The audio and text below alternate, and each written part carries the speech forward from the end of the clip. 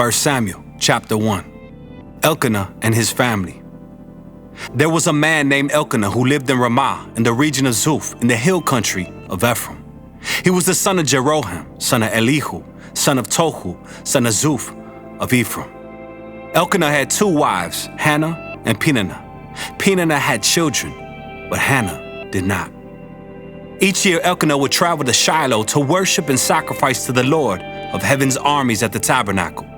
The priests of the Lord at that time were the sons of Eli, Hophni and Phinehas. On the days Elkanah presented his sacrifice, he would give portions of the meat to Phinehas and each of her children.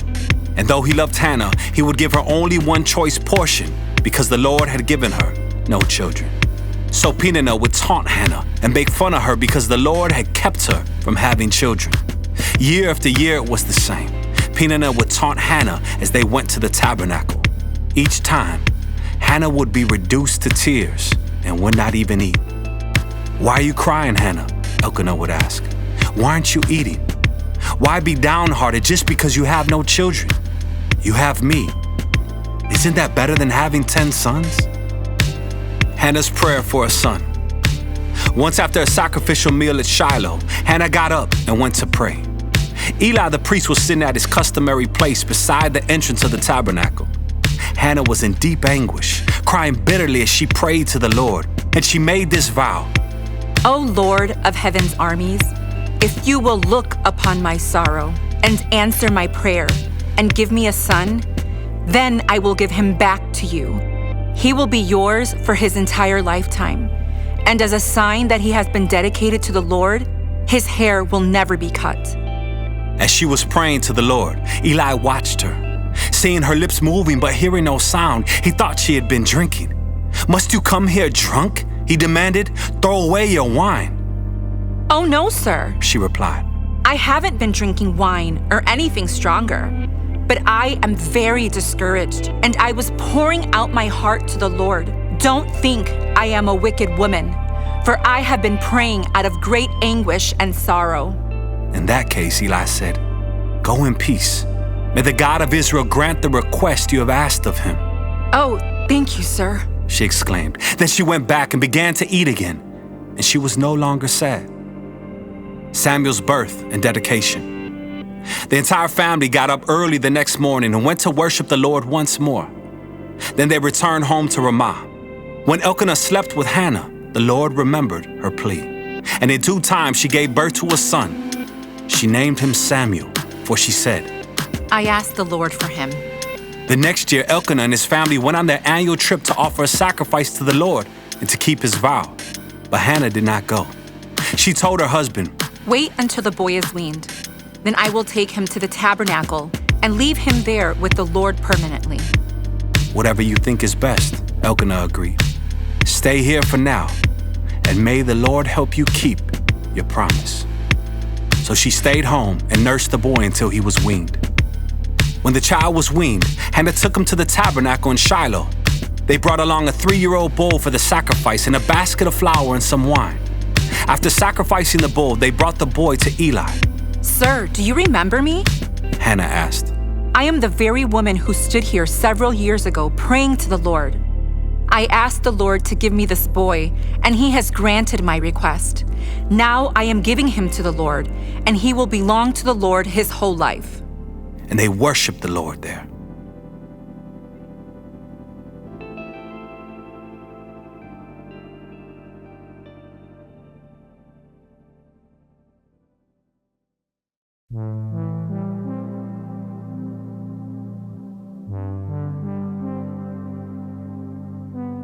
First Samuel chapter 2. Hannah's prayer of praise. Then Hannah prayed, "My heart rejoices in the Lord. The Lord has made me strong. Now I have an answer for my enemies. I rejoice because you rescued me. No one is holy like the Lord. There is no one besides you. There is no rock like our God. Stop acting so proud and haughty. Don't speak with such arrogance. For the Lord is a God who knows what you have done. He will judge your actions. The bow of the mighty is now broken, and those who stumbled are now strong. Those who were well fed are now starving, and those who were starving are now full. The childless woman now has 7 children, and the woman with many children wastes away. The Lord gives both death and life. He brings some down to the grave, but raises others up. The Lord makes some poor and others rich. He brings some down and lifts others up. He lifts the poor from the dust and the needy from the garbage dump. He sets them among princes, placing them in seats of honor. For all the earth is the Lord's, and He has set the world in order. He will protect His faithful ones, but the wicked will disappear in darkness. No one will succeed by strength alone. Those who fight against the Lord will be shattered. He thunders against them from heaven. The Lord judges throughout the earth. He gives power to His king. He increases the strength of His anointed one. Then Elkanah returned home to Ramah without Samuel, and the boys served the Lord by assisting Eli, the priest. Eli's wicked sons. Now the sons of Eli were scoundrels who had no respect for the Lord or for their duties as priests. Whenever anyone offered a sacrifice, Eli's sons would send over a servant with a 3-pronged fork. While the meat of the sacrificed animal was still boiling, the servant would stick the fork into the pot and demand that whatever it brought up be given to Eli's sons. All the Israelites who came to worship at Shiloh were treated this way. Sometimes the servant would come even before the animal's fat had been burned on the altar. He would demand raw meat before it had been boiled so that it could be used for roasting. The man offering the sacrifice might reply, "Take as much as you want, but the fat must be burned first." Then the servant would demand, "No, give it to me now, or I'll take it by force." So the sin of these young men was very serious in the Lord's sight, for they treated the Lord's offerings with contempt. But Samuel, though he was only a boy, served the Lord. He wore a linen garment like that of a priest. Each year his mother made a small coat for him and brought it to him when she came with her husband for the sacrifice. Before they returned home, Eli would bless Elkanah and his wife and say, "May the Lord give you other children to take the place of this one she gave to the Lord." And the Lord blessed Hannah, and she conceived and gave birth to 3 sons and 2 daughters. Meanwhile, Samuel grew up in the presence of the Lord. Now Eli was very old, but he was aware of what his sons were doing to the people of Israel. He knew, for instance, that his sons were seducing the young women who assisted at the entrance of the tabernacle. Eli said to them, "I have been hearing reports from all the people about the wicked things you are doing. Why do you keep sinning? You must stop, my sons. The reports I hear among the Lord's people are not good. If someone sins against another person, God can mediate for the guilty party. But if someone sins against the Lord, who can intercede?" But Eli's sons wouldn't listen to their father, for the Lord was already planning to put them to death. Meanwhile, the boy Samuel grew taller and grew in favor with the Lord and with the people. A warning for Eli's family. One day a man of God came to Eli and gave him this message from the Lord. "I revealed myself to your ancestors when they were Pharaoh's slaves in Egypt. I chose your ancestor Aaron from among all the tribes of Israel to be my priest, to offer sacrifices on my altar, to burn incense, and to wear the priestly vest as he served me. And I assigned the sacrificial offerings to you priests. So why do you scorn my sacrifices and offerings? Why do you give your sons more honor than you give me?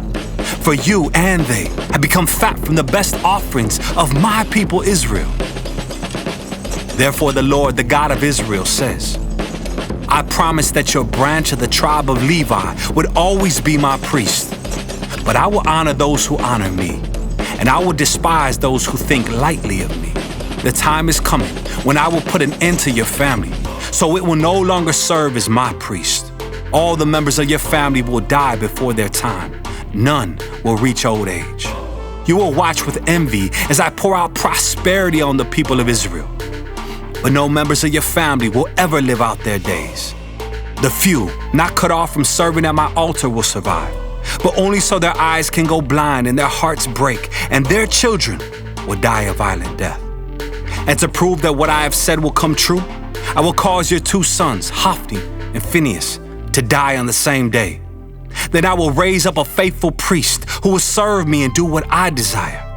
I will establish his family, and they will be priests to my anointed kings forever. Then all of your surviving family will bow before him, begging for money and food. Please, they will say, give us jobs among the priests, so we will have enough to eat.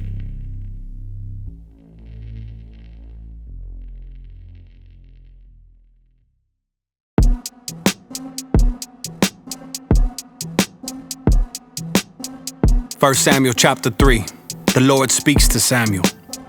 Meanwhile, the boy Samuel served the Lord by assisting Eli. Now in those days, messages from the Lord were very rare, and visions were quite uncommon. One night, Eli, who was almost blind by now, had gone to bed. The lamp of God had not yet gone out, and Samuel was sleeping in the tabernacle near the ark of God. Suddenly, the Lord called out, "Samuel." "Yes?" Samuel replied. "What is it?" He got up and ran to Eli. "Here I am. Did you call me?" "I didn't call you," Eli replied. "Go back to bed." So he did. Then the Lord called out again, "Samuel." Again, Samuel got up and went to Eli. "Here I am. Did you call me?" "I didn't call you, my son," Eli said. "Go back to bed." Samuel did not yet know the Lord because he had never had a message from the Lord before. So the Lord called a third time, and once more Samuel got up and went to Eli. "Here I am. Did you call me?" Then Eli realized it was the Lord who was calling the boy. So he said to Samuel, "Go and lie down again, and if someone calls again, say, 'Speak, Lord, your servant is listening.'" So Samuel went back to bed. The Lord came and called as before, "Samuel, Samuel." And Samuel replied, "Speak, your servant is listening." Then the Lord said to Samuel, "I'm about to do a shocking thing in Israel. I'm going to carry out all my threats against Eli and his family from beginning to end. I have warned him that judgment is coming upon his family forever because his sons are blaspheming God and he hasn't disciplined them. So I vowed that the sins of Eli and his sons will never be forgiven by sacrifices or offerings." Samuel speaks for the Lord. Samuel stayed in bed until morning. He got up and opened the doors of the tabernacle as usual. He was afraid to tell Eli what the Lord had said to him, but Eli called out to him, "Samuel, my son." "Here I am," Samuel replied. "What did the Lord say to you? Tell me everything, and may God strike you and even kill you if you hide anything from me." So Samuel told Eli everything. He didn't hold anything back. "It was the Lord's will," Eli replied. "Let him do what he thinks best." As Samuel grew up, the Lord was with him, and everything Samuel said proved to be reliable. And all Israel from Dan in the north to Beersheba in the south knew that Samuel was confirmed as a prophet of the Lord. The Lord continued to appear at Shiloh and gave messages to Samuel there at the tabernacle.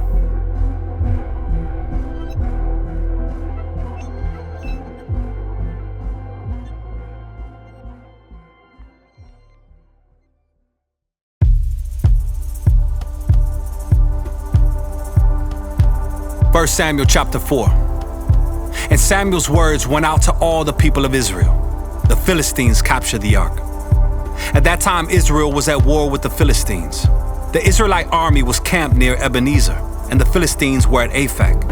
The Philistines attacked and defeated the army of Israel, killing 4,000 men. After the battle was over, the troops retreated to their camp, and the elders of Israel asked, "Why did the Lord allow us to be defeated by the Philistines?" Then they said, "Let's bring the Ark of the Covenant of the Lord from Shiloh. If we carry it into battle with us, it will save us from our enemies." So they sent men to Shiloh to bring the Ark of the Covenant of the Lord of Heaven's armies, who is enthroned between the cherubim. Hophni and Phinehas, the sons of Eli, were also there with the Ark of the Covenant of God. When all the Israelites saw the Ark of the Covenant of the Lord coming into the camp, their shout of joy was so loud it made the ground shake. "What's going on?" the Philistines asked. "What's all the shouting about in the Hebrew camp?" When they were told it was because the Ark of the Lord had arrived, they panicked. "The gods have come into their camp," they cried.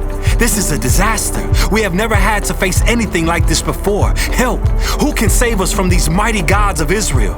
They are the same gods who destroyed the Egyptians with plagues when Israel was in the wilderness.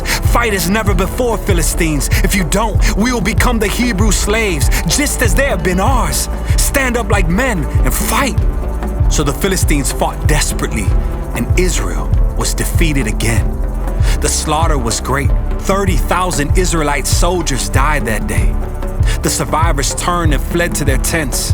The Ark of God was captured, and Hophni and Phinehas, the two sons of Eli, were killed. The death of Eli.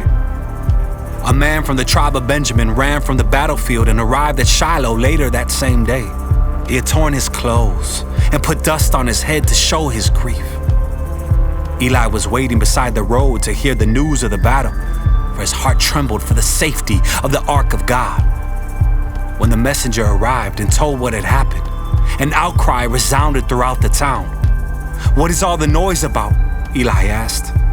The messenger rushed over to Eli, who was 98 years old and blind. He said to Eli, "I've just come from the battlefield. I was there this very day." "What happened, my son?" Eli demanded. "Israel has been defeated by the Philistines," the messenger replied.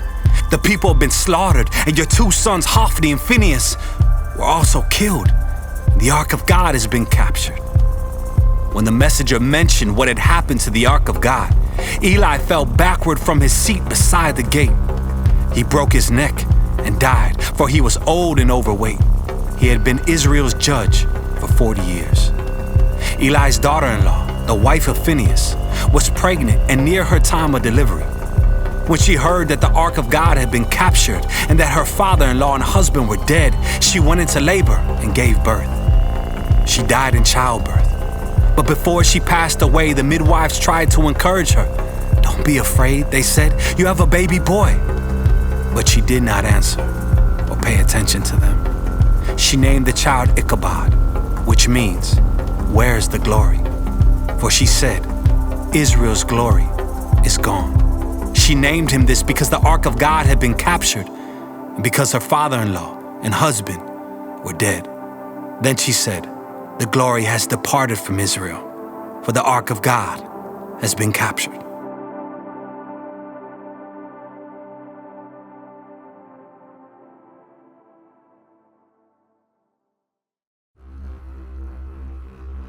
First Samuel chapter 5, the Ark in Philistia. After the Philistines captured the Ark of God, they took it from the battleground at Ebenezer to the town of Ashdod.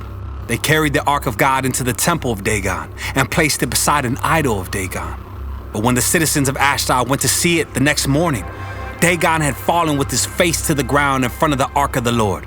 So they took Dagon and put him in his place again. But the next morning, the same thing happened. Dagon had fallen face down before the Ark of the Lord again. This time his head and hands had broken off and were lying in the doorway. Only the trunk of his body was left intact. That is why to this day, neither the priest of Dagon nor anyone who enters the temple of Dagon in Ashdod will step on its threshold. Then the Lord's heavy hand struck the people of Ashdod and the nearby villages with a plague of tumors. When the people realized what was happening, they cried out, "We can't keep the Ark of the God of Israel here any longer. He is against us. We will all be destroyed along with Dagon, our God." So they called together the rulers of the Philistine towns and asked, "What should we do with the Ark of the God of Israel?" The rulers discussed it and replied, "Move it to the town of Gath." So they moved the Ark of the God of Israel to Gath. But when the Ark arrived at Gath, the Lord's heavy hand fell on its men, young and old. He struck them with a plague of tumors, and there was a great panic. So they sent the Ark of God to the town of Ekron.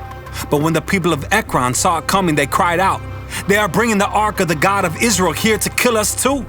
The people summoned the Philistine rulers again and begged them, "Please send the Ark of the God of Israel back to its own country, or it will kill us all." For the deadly plague from God had already begun, and great fear was sweeping across the town. Those who didn't die were afflicted with tumors. The cry from the town rose to heaven.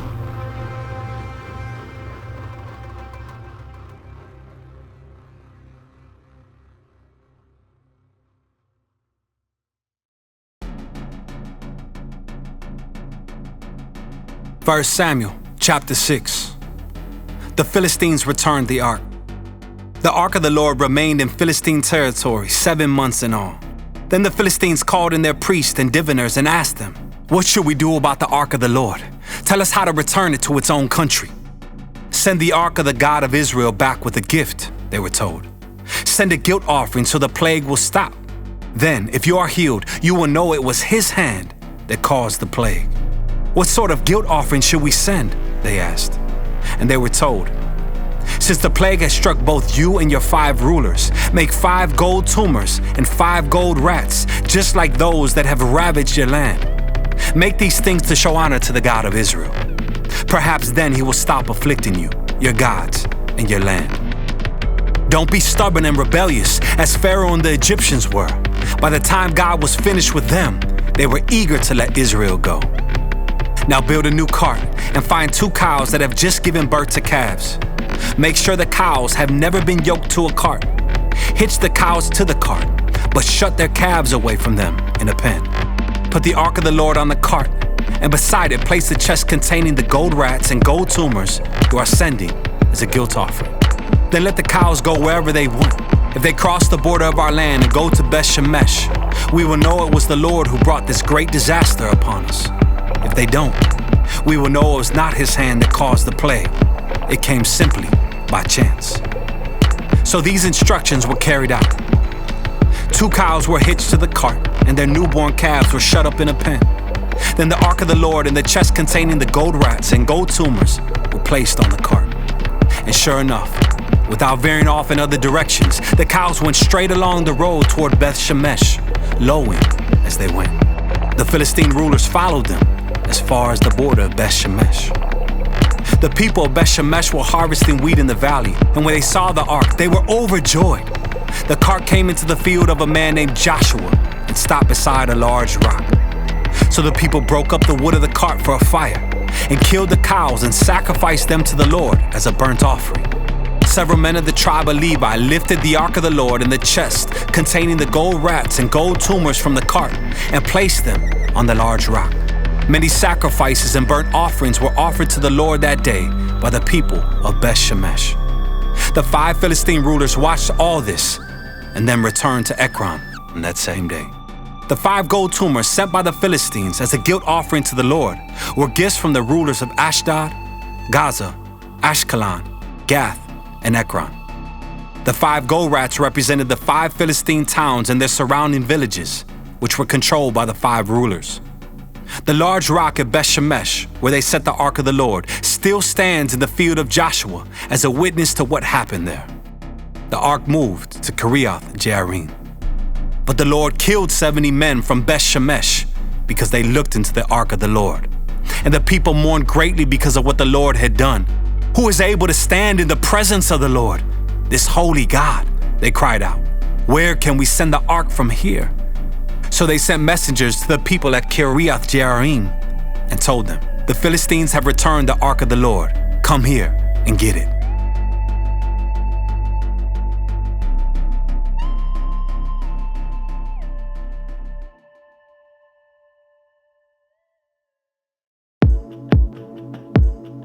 First Samuel chapter 7. So the men of Kiriath Jearim came to get the ark of the Lord. They took it to the hillside, home of Abinadab, and ordained Eleazar, his son, to be in charge of it.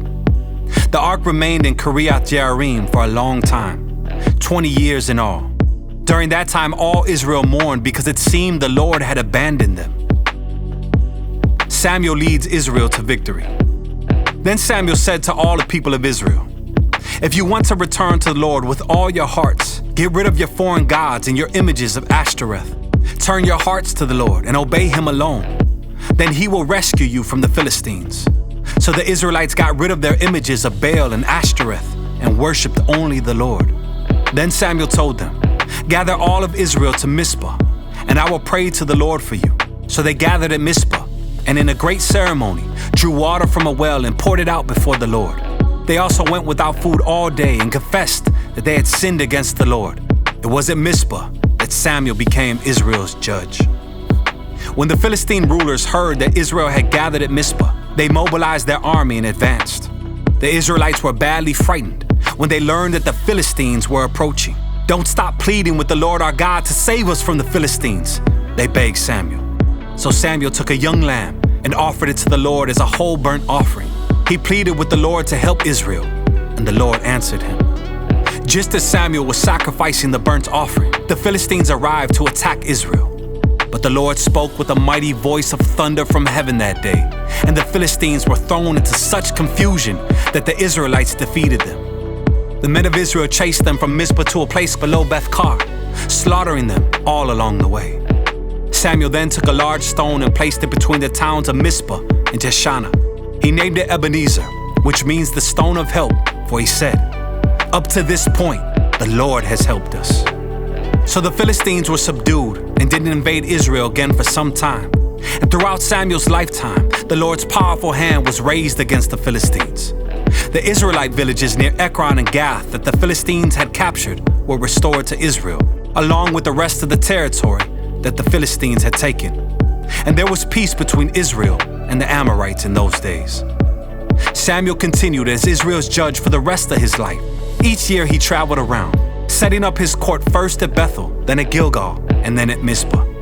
He judged the people of Israel at each of these places. Then he would return to his home at Ramah, and he would hear cases there too. And Samuel built an altar to the Lord at Ramah.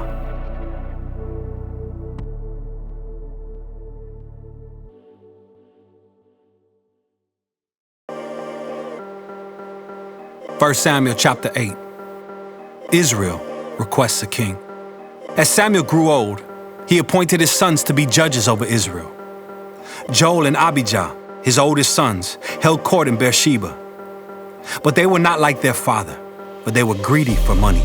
They accepted bribes and perverted justice. Finally, all the elders of Israel met at Ramah to discuss the matter with Samuel. "Look," they told him, "you are now old, and your sons are not like you. Give us a king to judge us, like all the other nations have." Samuel was displeased with their request and went to the Lord for guidance. "Do everything they say to you," the Lord replied, "for they are rejecting me, not you.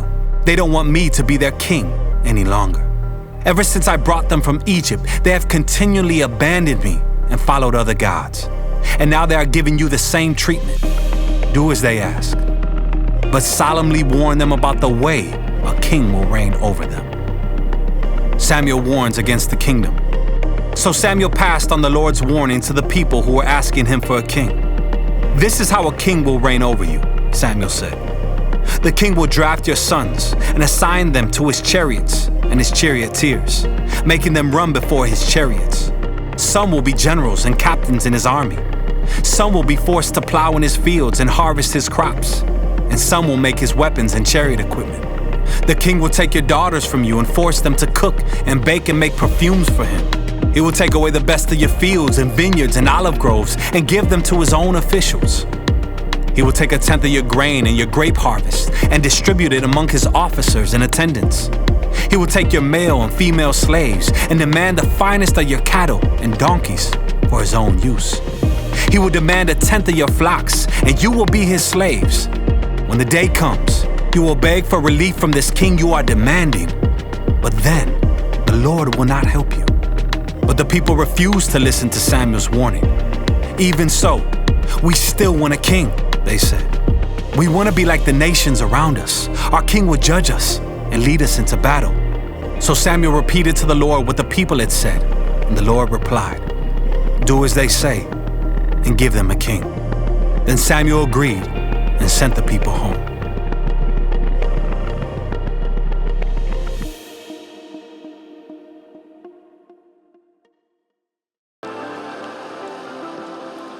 First Samuel chapter 9.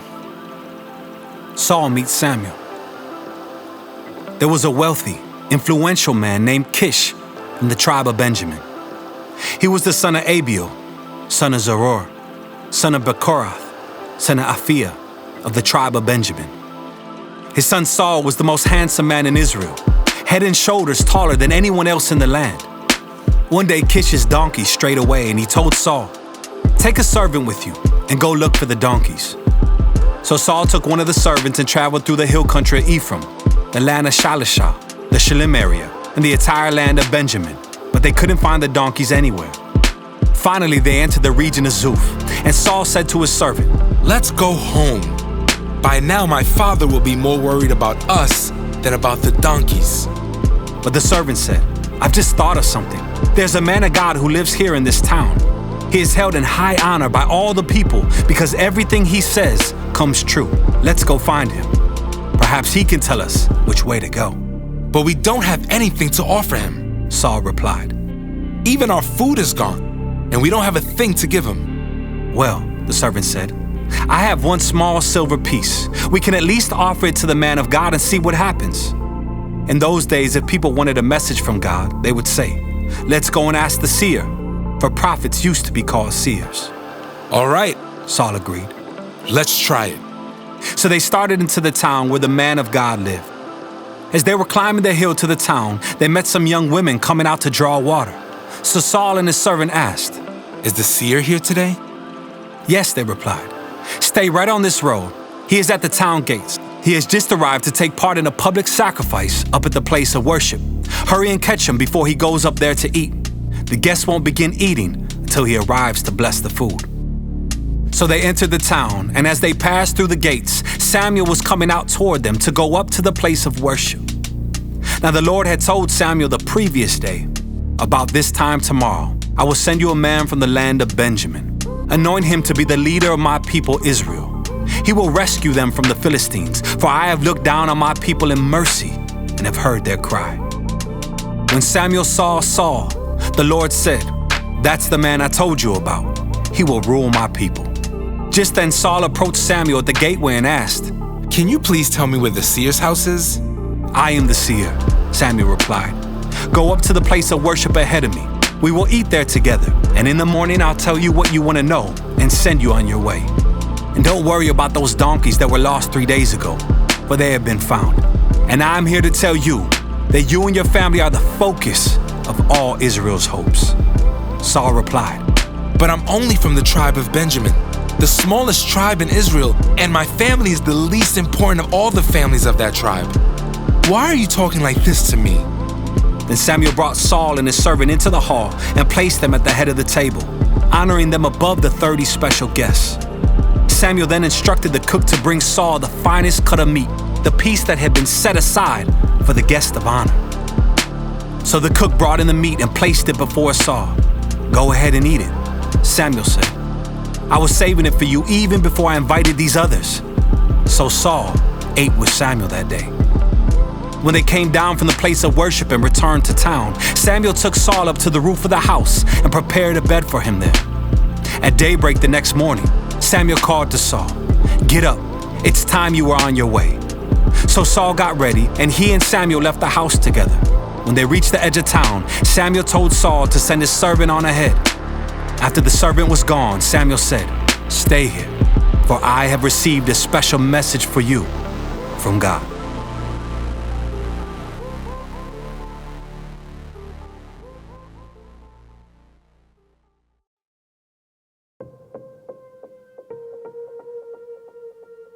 First Samuel chapter 10. Samuel anoints Saul as king. Then Samuel took a flask of olive oil and poured it over Saul's head. He kissed Saul and said, "I am doing this because the Lord has appointed you to be the ruler over Israel, his special possession. When you leave me today, you will see 2 men beside Rachel's tomb at Zelzah on the border of Benjamin. They will tell you that the donkeys have been found and that your father has stopped worrying about them and is now worried about you. He is asking, 'Have you seen my son?' When you get to the Oak of Tabor, you will see 3 men coming toward you who are on their way to worship God at Bethel. One will be bringing 3 young goats, another will have 3 loaves of bread, and the third will be carrying a wineskin full of wine. They will greet you and offer you 2 of the loaves, which you are to accept. When you arrive at Gibeah of God, where the garrison of the Philistines is located, you will meet a band of prophets coming down from the place of worship. They will be playing a harp, a tambourine, a flute, and a lyre, and they will be prophesying. At that time, the Spirit of the Lord will come powerfully upon you, and you will prophesy with them. You will be changed into a different person. After these signs take place, do what must be done, for God is with you. Then go down to Gilgal ahead of me. I will join you there to sacrifice burnt offerings and peace offerings.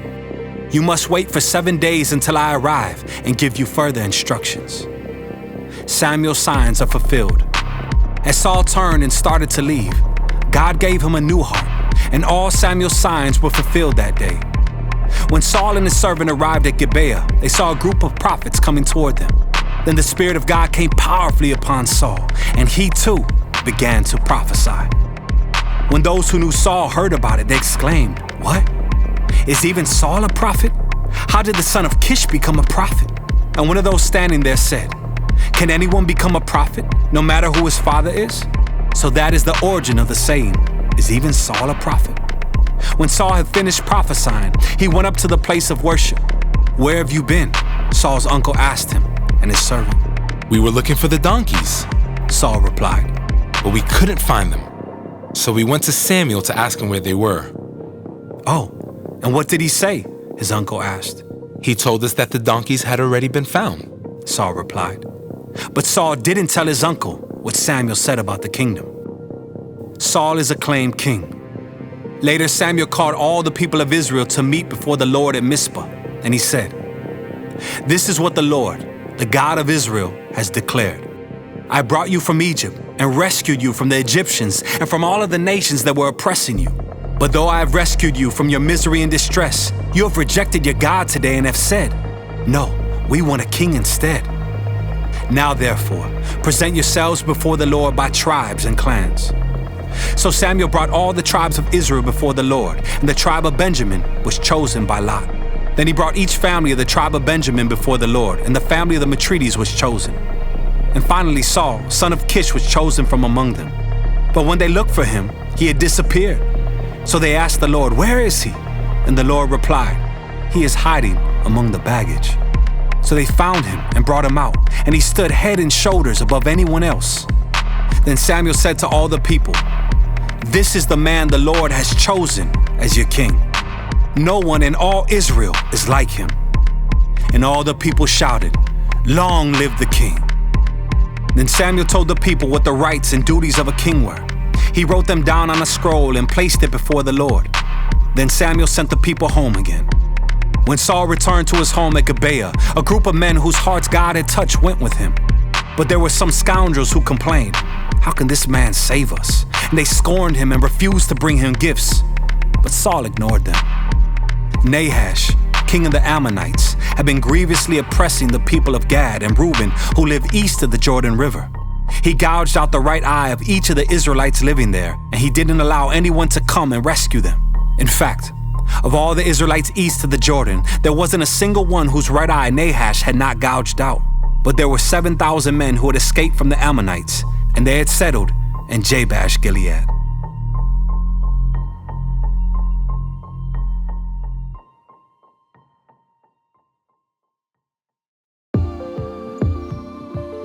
First Samuel chapter 11. Saul defeats the Ammonites. About a month later, King Nahash of Ammon led his army against the Israelite town of Jabesh Gilead. But all the citizens of Jabesh asked for peace. "Make a treaty with us, and we will be your servants," they pleaded. "All right," Nahash said, "but only on one condition. I will gouge out the right eye of every one of you as a disgrace to all Israel."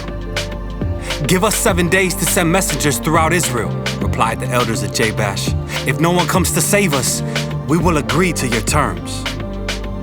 When the messengers came to Gibeah of Saul and told the people about their plight, everyone broke into tears.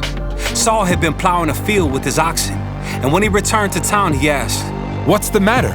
Why is everyone crying?" So they told him about the message from Jabesh. Then the Spirit of God came powerfully upon Saul, and he became very angry. He took 2 oxen and cut them into pieces and sent the messengers to carry them throughout Israel with this message. "This is what will happen to the oxen of anyone who refuses to follow Saul and Samuel into battle." And the Lord made the people afraid of Saul's anger, and all of them came out together as one. When Saul mobilized them at Bezek, he found that there were 300,000 men from Israel and 30,000 men from Judah. So Saul sent the messengers back to Jabesh Gilead to say, "We will rescue you by noontime tomorrow." There was great joy throughout the town when that message arrived. The men at Jabesh then told their enemies, "Tomorrow we will come out to you, and you can do to us whatever you wish." But before dawn the next morning, Saul arrived, having divided his army into 3 detachments. He launched a surprise attack against the Ammonites and slaughtered them the whole morning. The remnant of their army was so badly scattered that no 2 of them were left together. Then the people exclaimed to Samuel, "Now where are those men who said, 'Why should Saul rule over us? Bring them here, and we will kill them.'" But Saul replied, "No one will be executed today, for today the Lord has rescued Israel." Then Samuel said to the people, "Come, let us all go to Gilgal to renew the kingdom." So they all went to Gilgal, and in a solemn ceremony before the Lord, they made Saul king. Then they offered peace offerings to the Lord, and Saul and all the Israelites were filled with joy.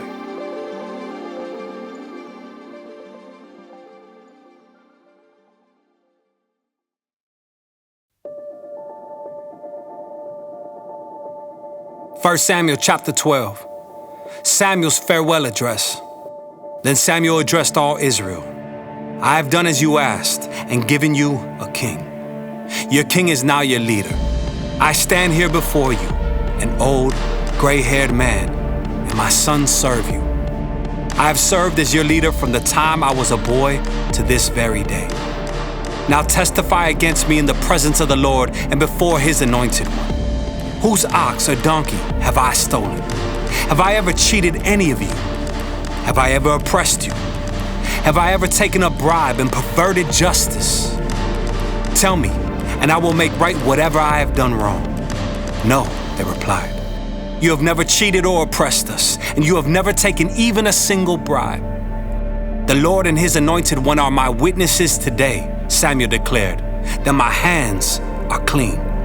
"Yes, he is a witness," they replied. "It was the Lord who appointed Moses and Aaron," Samuel continued. "He brought your ancestors out of the land of Egypt. Now stand here quietly before the Lord as I remind you of all the great things the Lord has done for you and your ancestors." When the Israelites were in Egypt and cried out to the Lord, he sent Moses and Aaron to rescue them from Egypt and to bring them into this land. But the people soon forgot about the Lord their God, so he handed them over to Sisera, the commander of Hazor's army, and also to the Philistines and to the king of Moab, who fought against them. Then they cried to the Lord again and confessed, "We have sinned by turning away from the Lord and worshiping the images of Baal and Ashtoreth. But we will worship you and you alone if you will rescue us from our enemies." Then the Lord sent Gideon, Bedan, Jephthah, and Samuel to save you, and you lived in safety. But when you were afraid of Nahash, the king of Ammon, you came to me and said that you wanted a king to reign over you, even though the Lord your God was already your king. All right, here is the king you have chosen. You asked for him, and the Lord has granted your request. Now if you fear and worship the Lord and listen to his voice, and if you do not rebel against the Lord's commands, then both you and your king will show that you recognize the Lord as your God. But if you rebel against the Lord's commands and refuse to listen to him, then his hand will be as heavy upon you as it was upon your ancestors. Now stand here and see the great thing the Lord is about to do. You know that it does not rain at this time of the year during the wheat harvest. I will ask the Lord to send thunder and rain today. Then you will realize how wicked you have been asking the Lord for a king. So Samuel called to the Lord, and the Lord sent thunder and rain that day. And all the people were terrified of the Lord and of Samuel. "Pray to the Lord your God for us, or we will die," they all said to Samuel. "For now we have added to our sins by asking for a king." "Don't be afraid," Samuel reassured them. "You have certainly done wrong. But make sure now that you worship the Lord with all your heart and don't turn your back on him. Don't go back to worshiping worthless idols that cannot help or rescue you. They are totally useless. The Lord will not abandon his people because that would dishonor his great name. For it has pleased the Lord to make you his very own people. As for me, I will certainly not sin against the Lord by ending my prayers for you, and I will continue to teach you what is good and right. But be sure to fear the Lord and faithfully serve him. Think of all the wonderful things He has done for you. But if you continue to sin, you and your king will be swept away.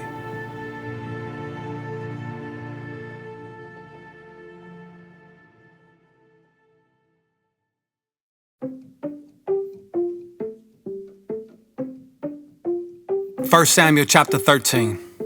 Continued war with Philistia. Saul was 30 years old when he became king, and he reigned for 42 years. Saul selected 3,000 special troops from the army of Israel and sent the rest of the men home. He took 2,000 of the chosen men with him to Michmash and the hill country of Bethel. The other 1,000 went with Saul's son Jonathan to Gibeah in the land of Benjamin. Soon after this, Jonathan attacked and defeated the garrison of Philistines at Geba. The news spread quickly among the Philistines, so Saul blew the ram's horn throughout the land, saying, "Hebrews, hear this! Rise up and revolt!" All Israel heard the news that Saul had destroyed the Philistine garrison at Geba, and that the Philistines now hated the Israelites more than ever. So the entire Israelite army was summoned to join Saul at Gilgal. The Philistines mustered a mighty army of 3,000 chariots, 6,000 charioteers, and as many warriors as the grains of sand on the seashore. They camped at Michmash, east of Beth-aven. The men of Israel saw what a tight spot they were in, and because they were hard pressed by the enemy, they tried to hide in caves, thickets, rocks, holes, and cisterns. Some of them crossed the Jordan River and escaped into the land of Gad and Gilead. Saul's disobedience and Samuel's rebuke. Meanwhile, Saul stayed at Gilgal, and his men were trembling with fear. Saul waited there 7 days for Samuel, as Samuel had instructed him earlier, but Samuel still didn't come. Saul realized that his troops were rapidly slipping away, so he demanded, "Bring me the burnt offering and the peace offerings." And Saul sacrificed the burnt offering himself. Just as Saul was finishing with the burnt offering, Samuel arrived. Saul went out to meet and welcome him, but Samuel said, "What is this you have done?" Saul replied, "I saw my men scattering from me, and you didn't arrive when you said you would. And the Philistines are at Michmash, ready for battle. So I said, the Philistines are ready to march against us at Gilgal, and I haven't even asked for the Lord's help. So I felt compelled to offer the burnt offering myself before you came." "How foolish!" Samuel exclaimed. "You have not kept the command the Lord your God gave you. Had you kept it, the Lord would have established your kingdom over Israel forever. But now your kingdom must end, for the Lord has sought out a man after his own heart. The Lord has already appointed him to be the leader of his people, because you have not kept the Lord's command." Israel's military disadvantage. Samuel then left Gilgal and went on his way, but the rest of the troops went with Saul to meet the army. They went up from Gilgal to Gibeah in the land of Benjamin. When Saul counted the men who were still with him, he found only 600 were left. Saul and Jonathan and the troops with them were staying at Geba in the land of Benjamin. The Philistines set up their camp at Michmash. 3 raiding parties soon left the camp of the Philistines. One went north toward Ophrah in the land of Shur. Another went west to Beth Horon, and the third moved toward the border above the valley of Zeboim near the wilderness. There were no blacksmiths in the land of Israel in those days. The Philistines wouldn't allow them for fear they would make swords and spears for the Hebrews. So whenever the Israelites needed to sharpen their plowshares, picks, axes, or sickles, they had to take them to a Philistine blacksmith. The charges were as follows: 1/4 of an ounce of silver for sharpening a plowshare or a pick, and 1/8 of an ounce for sharpening an axe or making the point of an ox goad. So on the day of the battle, none of the people of Israel had a sword or a spear, except for Saul and Jonathan. The pass at Michmash had meanwhile been secured by a contingent of the Philistine army.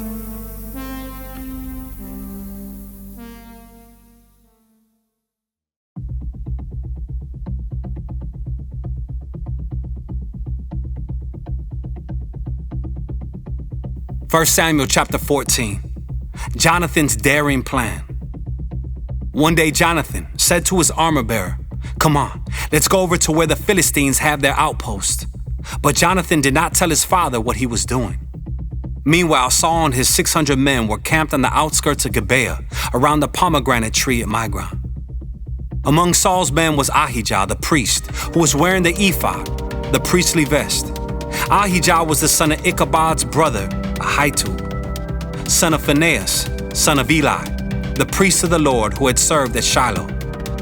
No one realized that Jonathan had left the Israelite camp. To reach the Philistine outpost, Jonathan had to go down between two rocky cliffs that were called Bozez and Sinai. The cliff on the north was in front of Michmash, and the one on the south was in front of Geba. "Let's go across to the outpost of those pagans," Jonathan said to his armor-bearer. "Perhaps the Lord will help us, for nothing can hinder the Lord. He can win a battle, whether he has many warriors or only a few." "Do what you think is best," the armor-bearer replied. "I'm with you completely, whatever you decide." "All right then," Jonathan told him. "We will cross over and let them see us. If they say to us, 'Stay where you are or we'll kill you,' then we will stop and not go up to them.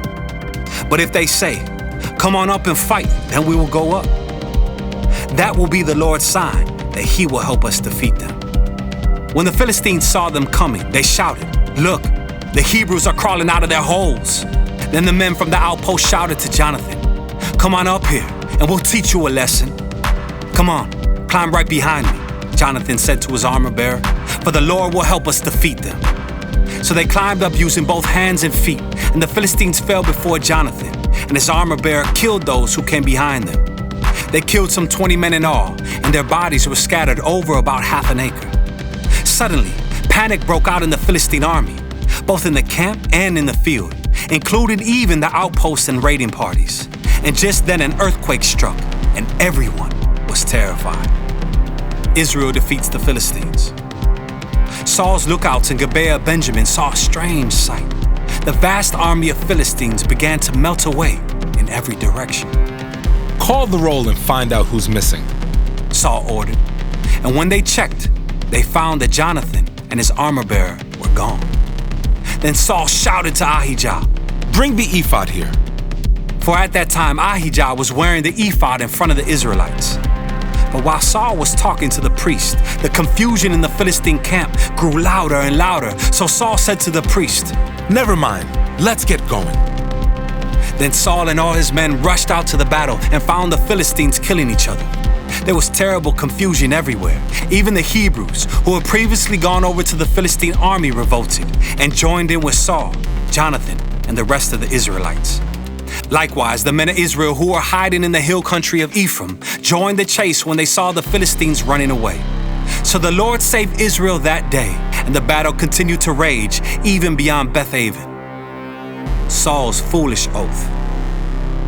Now the men of Israel were pressed to exhaustion that day, because Saul had placed them under an oath, saying, "Let a curse fall on anyone who eats before evening, before I have full revenge on my enemies." So no one ate anything all day, even though they had all found honeycomb on the ground in the forest. They didn't dare touch the honey, because they all feared the oath they had taken. But Jonathan had not heard his father's command, and he dipped the end of his stick into a piece of honeycomb and ate the honey. After he had eaten it, he felt refreshed. But one of the men saw him and said, "Your father made the army take a strict oath that anyone who eats food today will be cursed. That is why everyone is weary and faint." "My father has made trouble for us all," Jonathan exclaimed. "A command like that only hurts us. See how refreshed I am now that I've eaten this little bit of honey. If the men had been allowed to eat freely from the food they found among our enemies, think how many more Philistines we could have killed." They chased and killed the Philistines all day from Michmash to Aijalon, growing more and more faint. That evening, they rushed for the battle plunder and butchered the sheep, goats, cattle, and calves, but they ate them without draining the blood. Someone reported to Saul, "Look, the men are sinning against the Lord by eating meat that still has blood in it." "That is very wrong," Saul said. "Find a large stone and roll it over here. Then go out among the troops and tell them, 'Bring the cattle, sheep, and goats here to me. Kill them here and drain the blood before you eat them. Do not sin against the Lord by eating meat with the blood still in it.'" So that night all the troops brought their animals and slaughtered them there. Then Saul built an altar to the Lord. It was the first of the altars he built to the Lord. Then Saul said, "Let's chase the Philistines all night and plunder them until sunrise. Let's destroy every last one of them." His men replied, "We'll do whatever you think is best." But the priest said, "Let's ask God first." So Saul asked God, "Should we go after the Philistines? Will you help us defeat them?" But God made no reply that day. Then Saul said to the leaders, "Something's wrong. I want all my army commanders to come here. We must find out what sin was committed today. I vow by the name of the Lord who rescued Israel that the sinner will surely die, even if it is my own son Jonathan." But no one would tell him what the trouble was. Then Saul said, "Jonathan and I will stand over here, and all of you stand over there." And the people responded to Saul, "Whatever you think is best." Then Saul prayed, "O Lord, God of Israel, please show us who is guilty and who is innocent." Then they cast sacred lots, and Jonathan and Saul were chosen as the guilty ones, and the people were declared innocent. Then Saul said, "Now cast lots again, and choose between me and Jonathan."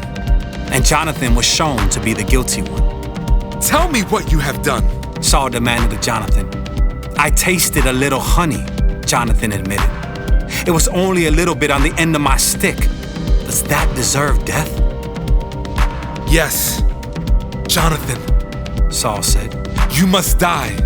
May God strike me and even kill me if you do not die for this." But the people broke in and said to Saul, "Jonathan has won this great victory for Israel. Should he die? Far from it. As surely as the Lord lives, not one hair on his head will be touched, for God helped him do a great deed today." So the people rescued Jonathan, and he was not put to death. Then Saul called back the army from chasing the Philistines, and the Philistines returned home. Saul's military successes. Now when Saul had secured his grasp on Israel's throne, he fought against his enemies in every direction, against Moab, Ammon, Edom, the kings of Zobah, and the Philistines. And wherever he turned, he was victorious. He performed great deeds and conquered the Amalekites, saving Israel from all those who had plundered them. Saul's sons included Jonathan, Ishbosheth, and Malchishua. He also had two daughters, Merab, who was older, and Michal. Saul's wife was Ahinoam, the daughter of Ahimaaz. The commander of Saul's army was Abner, the son of Saul's uncle Ner. Saul's father Kish and Abner's father Ner were both sons of Abiel. The Israelites fought constantly with the Philistines throughout Saul's lifetime. So whenever Saul observed a young man who was brave and strong, he drafted him into his army.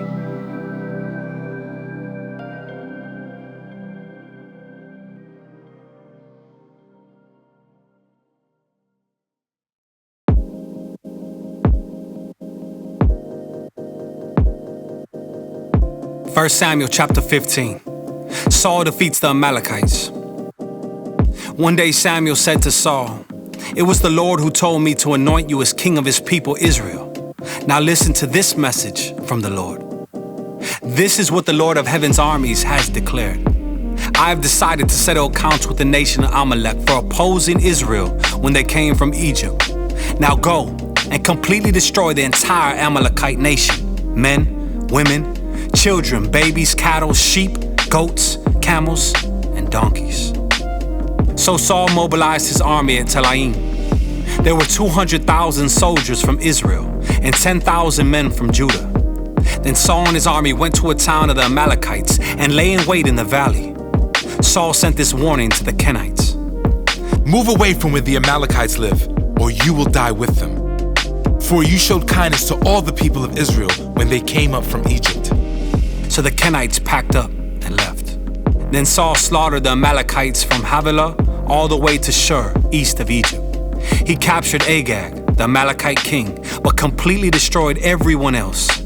Saul and his men spared Agag's life and kept the best of the sheep and goats, the cattle, the fat calves, and the lambs, everything in fact that appealed to them. They destroyed only what was worthless or of poor quality. The Lord rejects Saul. Then the Lord said to Samuel, "I am sorry that I ever made Saul king, for he has not been loyal to me and has refused to obey my command. Samuel was so deeply moved when he heard this that he cried out to the Lord all night. Early the next morning, Samuel went to find Saul. Someone told him. Saul went to the town of Carmel to set up a monument to himself. Then he went on to Gilgal. When Samuel finally found him, Saul greeted him cheerfully. "May the Lord bless you," he said. "I have carried out the Lord's command." "Then what is all the bleating of sheep and goats and the lowing of cattle I hear?" Samuel demanded. "It's true that the army spared the best of the sheep, goats, and cattle," Saul admitted. "but they are going to sacrifice them to the Lord your God. We have destroyed everything else." Then Samuel said to Saul, "Stop. Listen to what the Lord told me last night." "What did he tell you?" Saul asked. And Samuel told him, "Although you may think little of yourself, are you not the leader of the tribes of Israel? The Lord has anointed you king of Israel. And the Lord sent you on a mission and told you, go and completely destroy the sinners, the Amalekites, until they are all dead. Why haven't you obeyed the Lord? Why did you rush for the plunder and do what was evil in the Lord's sight?" "But I did obey the Lord," Saul insisted. "I carried out the mission he gave me. I brought back King Agag, but I destroyed everyone else. Then my troops brought in the best of the sheep, goats, cattle, and plunder to sacrifice to the Lord your God in Gilgal." But Samuel replied, "What is more pleasing to the Lord, your burnt offerings and sacrifices, or your obedience to his voice? Listen, obedience is better than sacrifice, and submission is better than offering the fat of rams. Rebellion is as sinful as witchcraft, and stubbornness as bad as worshiping idols. So because you have rejected the command of the Lord, he has rejected you as king." Saul pleads for forgiveness. Then Saul admitted to Samuel, "Yes, I have sinned. I have disobeyed your instructions and the Lord's command, for I was afraid of the people and did what they demanded. But now, please forgive my sin and come back with me so that I may worship the Lord." But Samuel replied, "I will not go back with you. Since you have rejected the Lord's command, he has rejected you as king of Israel." As Samuel turned to go, Saul tried to hold him back and tore the hem of his robe. And Samuel said to him, "The Lord has torn the kingdom of Israel from you today and has given it to someone else, one who is better than you. And he who is the glory of Israel will not lie, nor will he change his mind, for he is not human that he should change his mind." Then Saul pleaded again, "I know I have sinned, but please, at least honor me before the elders of my people and before Israel by coming back with me so that I may worship the Lord your God." So Samuel finally agreed and went back with him, and Saul worshiped the Lord. Samuel executes King Agag. Then Samuel said, "Bring King Agag to me." Agag arrived full of hope, for he thought, "Surely the worst is over, and I have been spared." But Samuel said, "As your sword has killed the sons of many mothers, now your mother will be childless." And Samuel cut Agag to pieces before the Lord at Gilgal. Then Samuel went home to Ramah, and Saul returned to his house at Gibeah of Saul. Samuel never went to meet with Saul again, but he mourned constantly for him. And the Lord was sorry he had ever made Saul king of Israel.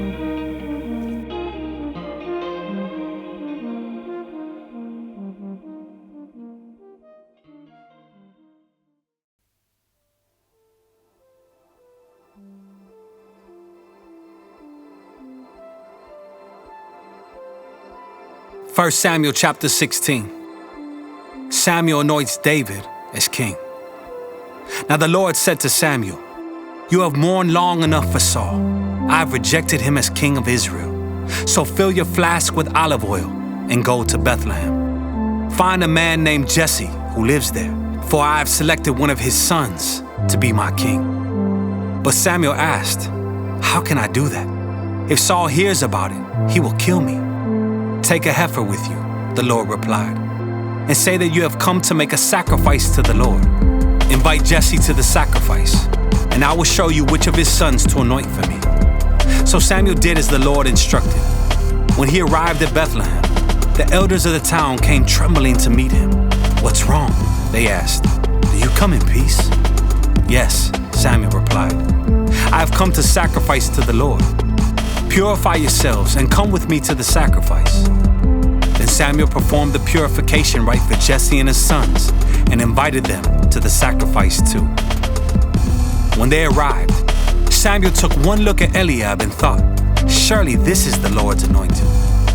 But the Lord said to Samuel, "Don't judge by his appearance or height, for I have rejected him. The Lord doesn't see things the way you see them.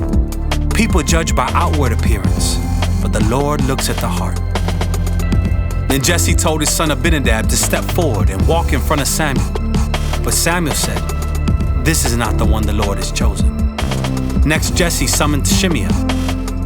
But Samuel said, "Neither is this the one the Lord has chosen." In the same way, all 7 of Jesse's sons were presented to Samuel. But Samuel said to Jesse, "The Lord has not chosen any of these."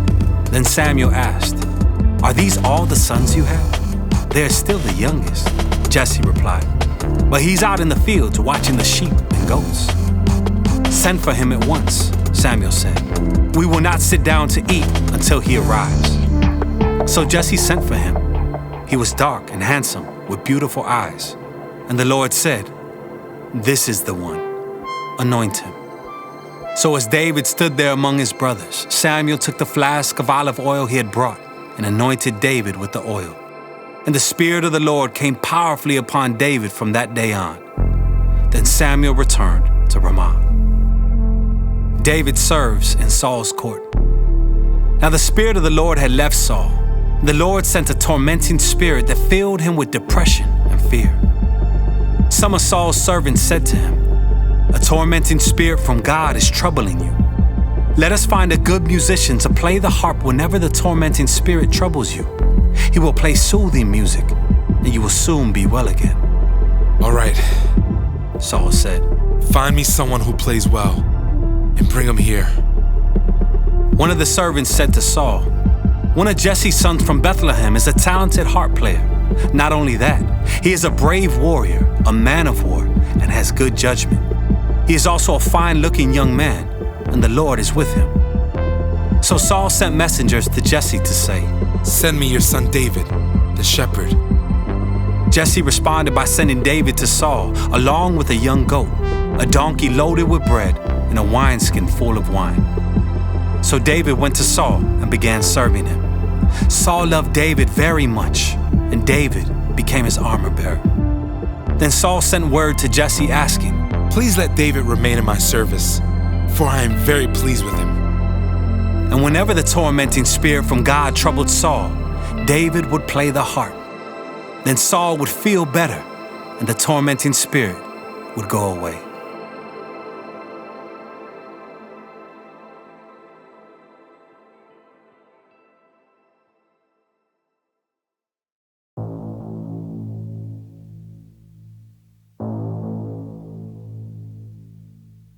First Samuel chapter 17.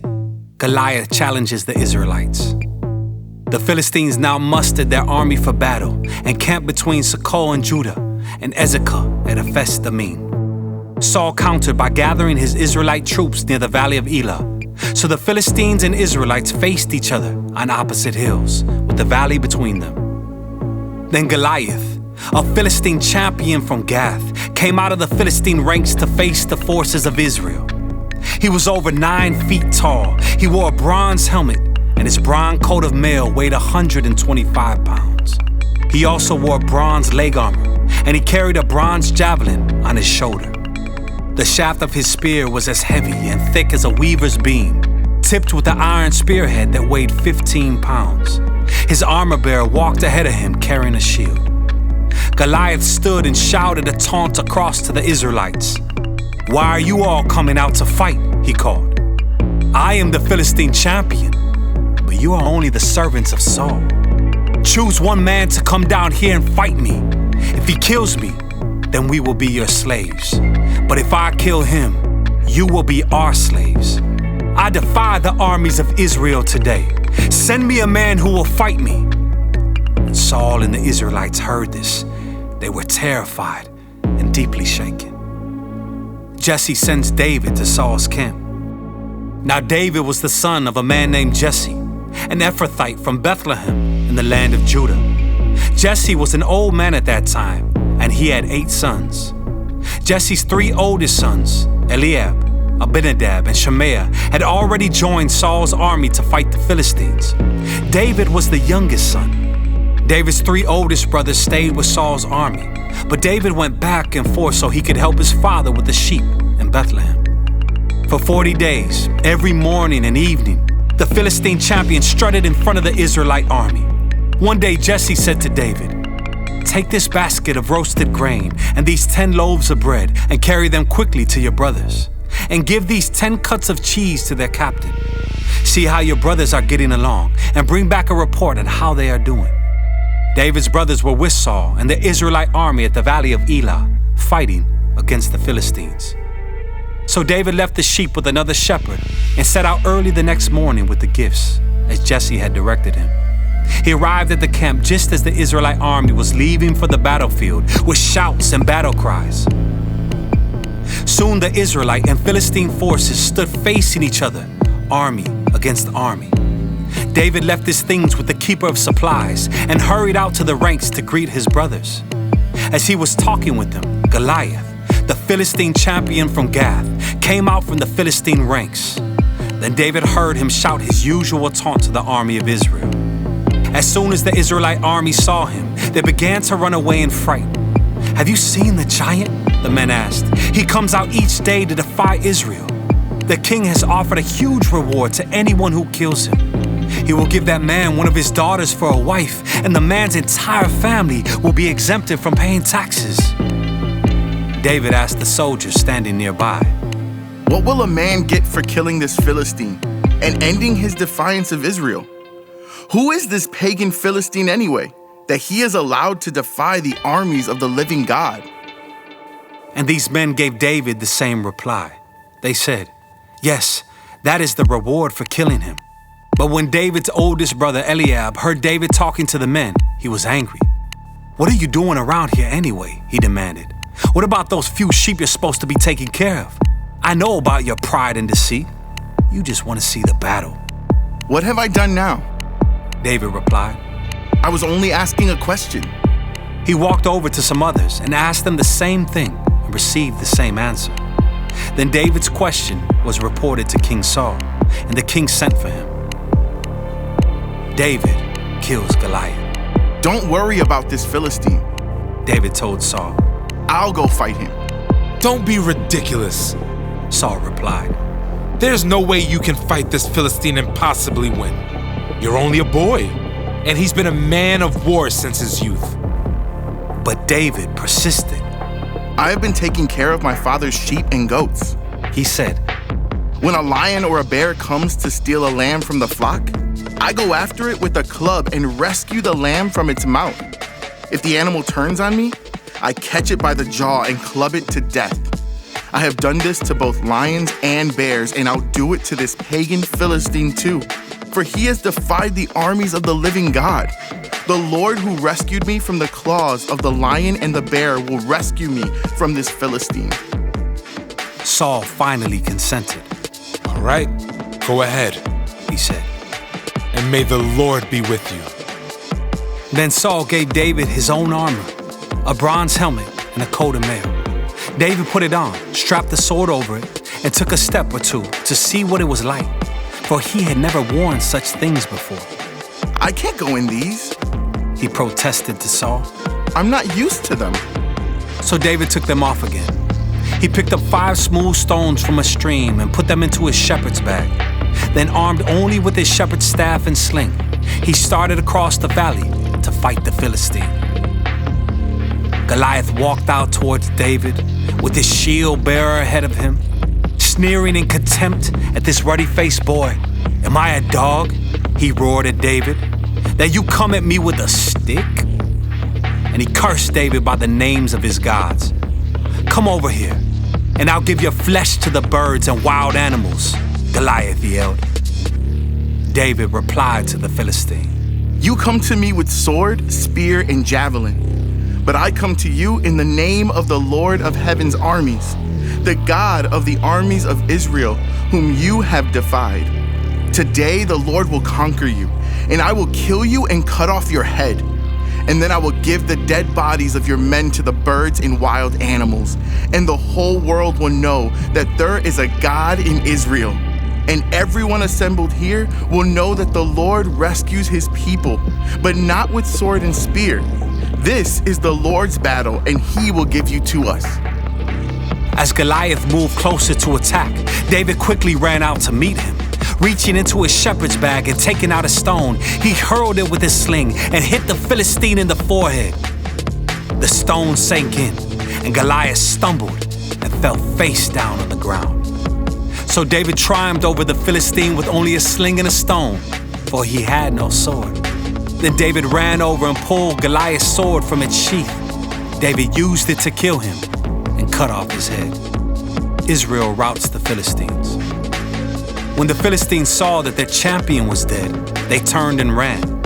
Then the men of Israel and Judah gave a great shout of triumph and rushed after the Philistines, chasing them as far as Gath and the gates of Ekron. The bodies of the dead and wounded Philistines were strewn all along the road from Sharaim as far as Gath and Ekron. Then the Israelite army returned and plundered the deserted Philistine camp. David took the Philistines' head to Jerusalem, but he stored the man's armor in his own tent. As Saul watched David go out to fight the Philistine, he asked Abner, the commander of his army, "Abner, whose son is this young man?" "I really don't know," Abner declared. "Well, find out who he is," the king told him.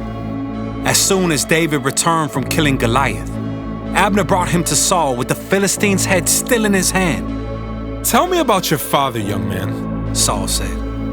And David replied, "His name is Jesse, and we live in Bethlehem."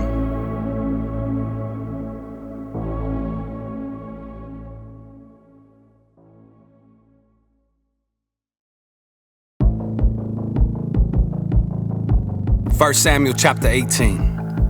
Saul becomes jealous of David. After David had finished talking with Saul, he met Jonathan, the king's son. There was an immediate bond between them, for Jonathan loved David. From that day on, Saul kept David with him and wouldn't let him return home. And Jonathan made a solemn pact with David because he loved him as he loved himself. Jonathan sealed the pact by taking off his robe and giving it to David, together with his tunic, sword, bow, and belt. Whatever Saul asked David to do, David did it successfully.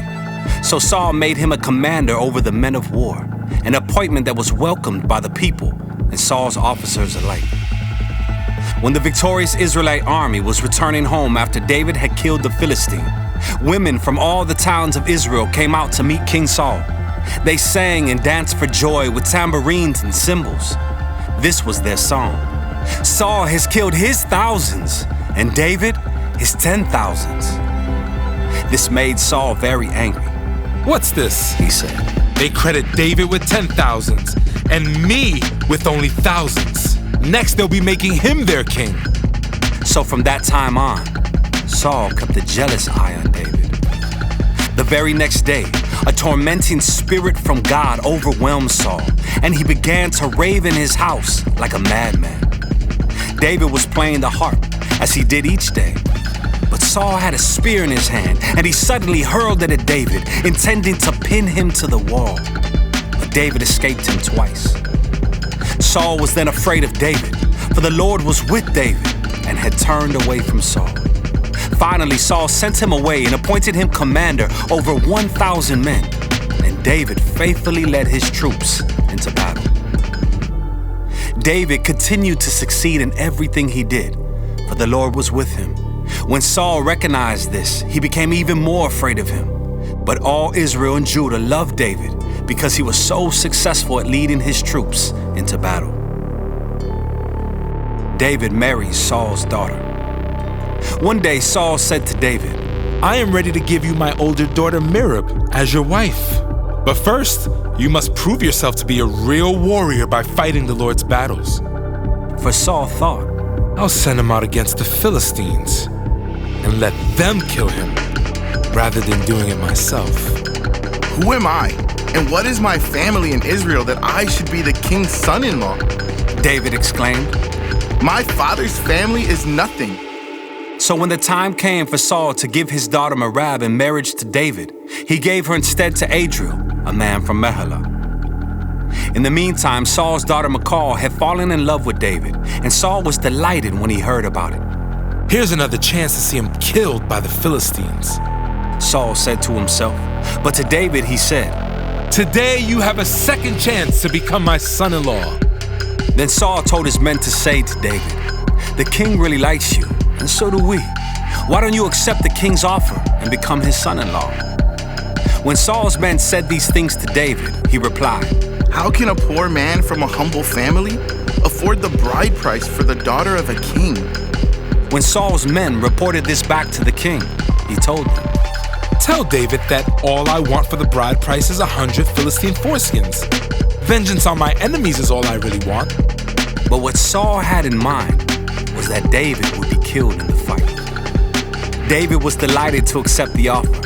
Before the time limit expired, he and his men went out and killed 200 Philistines. Then David fulfilled the king's requirement by presenting all their foreskins to him. So Saul gave his daughter Michal to David to be his wife. When Saul realized that the Lord was with David and how much his daughter Michal loved him, Saul became even more afraid of him, and he remained David's enemy for the rest of his life. Every time the commanders of the Philistines attacked, David was more successful against them than all the rest of Saul's officers. So David's name became very famous.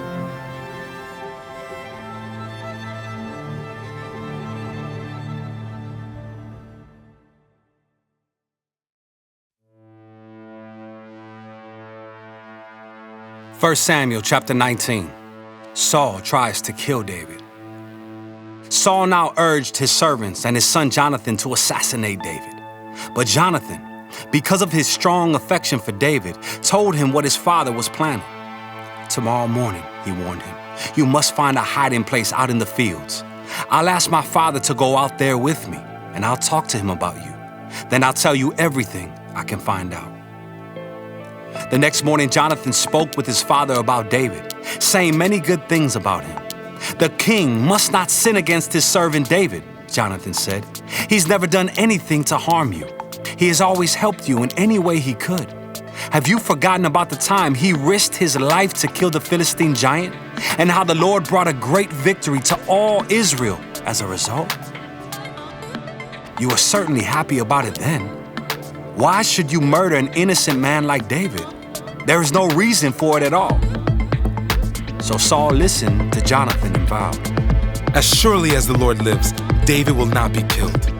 Afterward, Jonathan called David and told him what had happened. Then he brought David to Saul, and David served in the court as before. War broke out again after that, and David led his troops against the Philistines. He attacked them with such fury that they all ran away. But one day when Saul was sitting at home, with spear in hand, the tormenting spirit from the Lord suddenly came upon him again. As David played his harp, Saul hurled his spear at David, but David dodged out of the way, and leaving the spear stuck in the wall, he fled and escaped into the night. Michal saves David's life. Then Saul sent troops to watch David's house. They were told to kill David when he came out the next morning. But Michal, David's wife, warned him, if you don't escape tonight, you will be dead by morning. So she helped him climb out through a window, and he fled and escaped. Then she took an idol and put it in his bed, covered it with blankets, and put a cushion of goat's hair at its head. When the troops came to arrest David, she told them he was sick and couldn't get out of bed.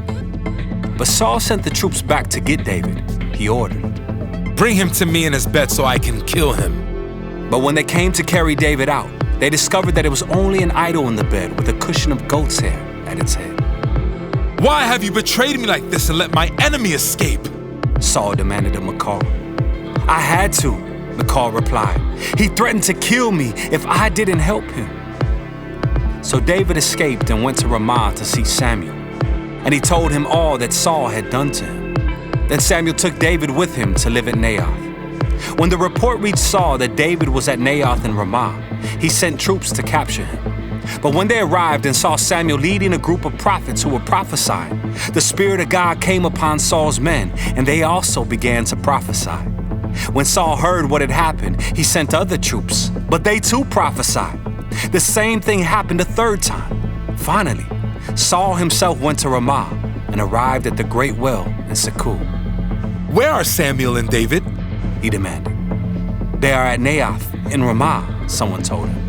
But on the way to Naioth and Ramah, the Spirit of God came even upon Saul, and he too began to prophesy all the way to Naioth. He tore off his clothes and lay naked on the ground all day and all night, prophesying in the presence of Samuel. The people who were watching exclaimed, "What? Is even Saul a prophet?"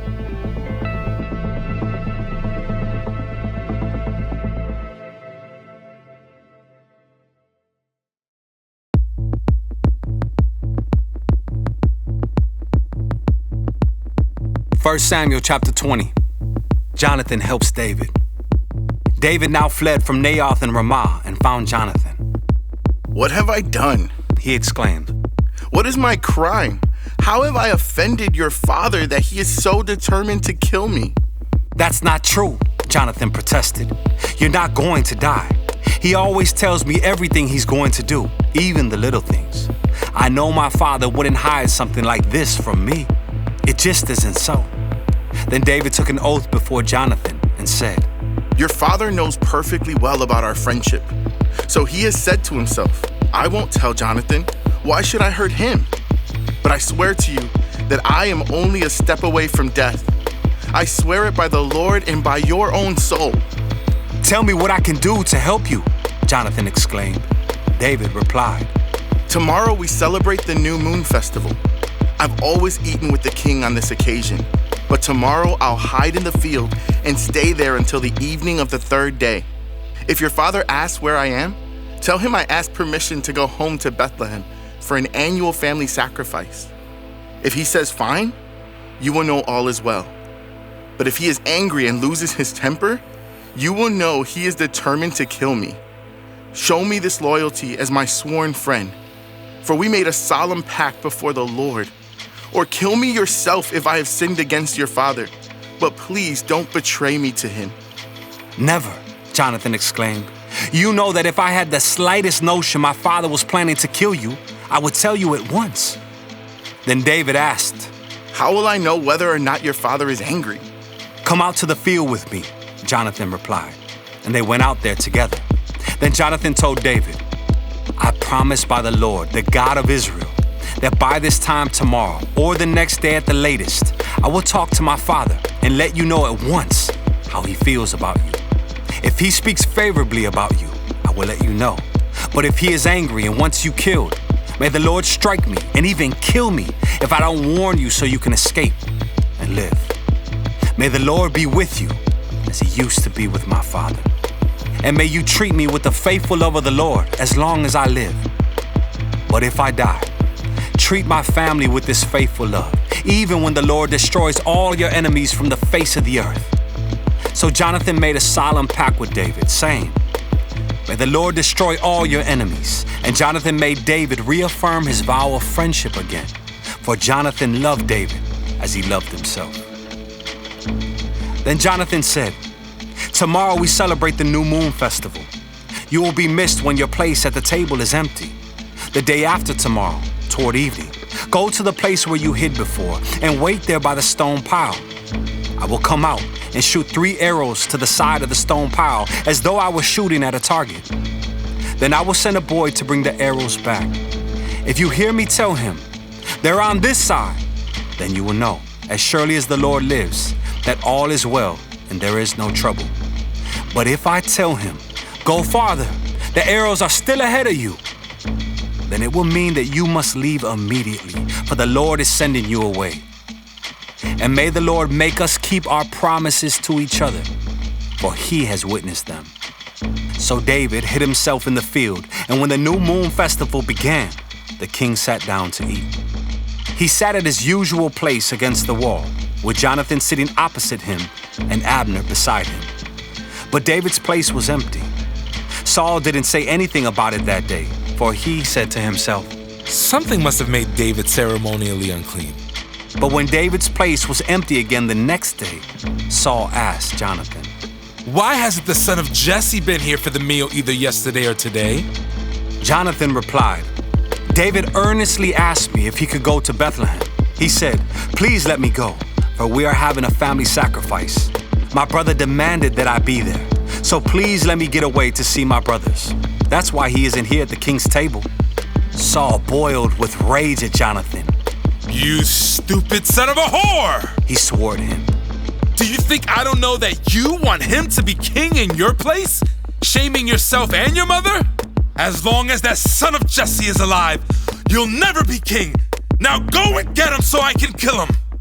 But why should he be put to death? Jonathan asked his father. What has he done? Then Saul hurled his spear at Jonathan, intending to kill him. So at last, Jonathan realized that his father was really determined to kill David. Jonathan left the table in fierce anger and refused to eat on that second day of the festival, for he was crushed by his father's shameful behavior toward David.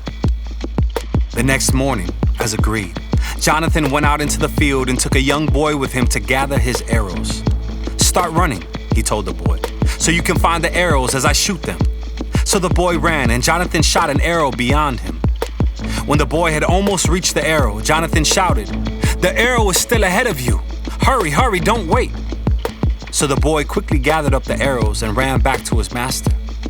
He, of course, suspected nothing. Only Jonathan and David understood the signal. Then Jonathan gave his bow and arrows to the boy and told him to take them back to town. As soon as the boy was gone, David came out from where he had been hiding near the stone pile. Then David bowed 3 times to Jonathan with his face to the ground. Both of them were in tears as they embraced each other and said goodbye, especially David. At last, Jonathan said to David, Go in peace, for we have sworn loyalty to each other in the Lord's name. The Lord is the witness of a bond between us and our children forever. Then David left, and Jonathan returned to the town.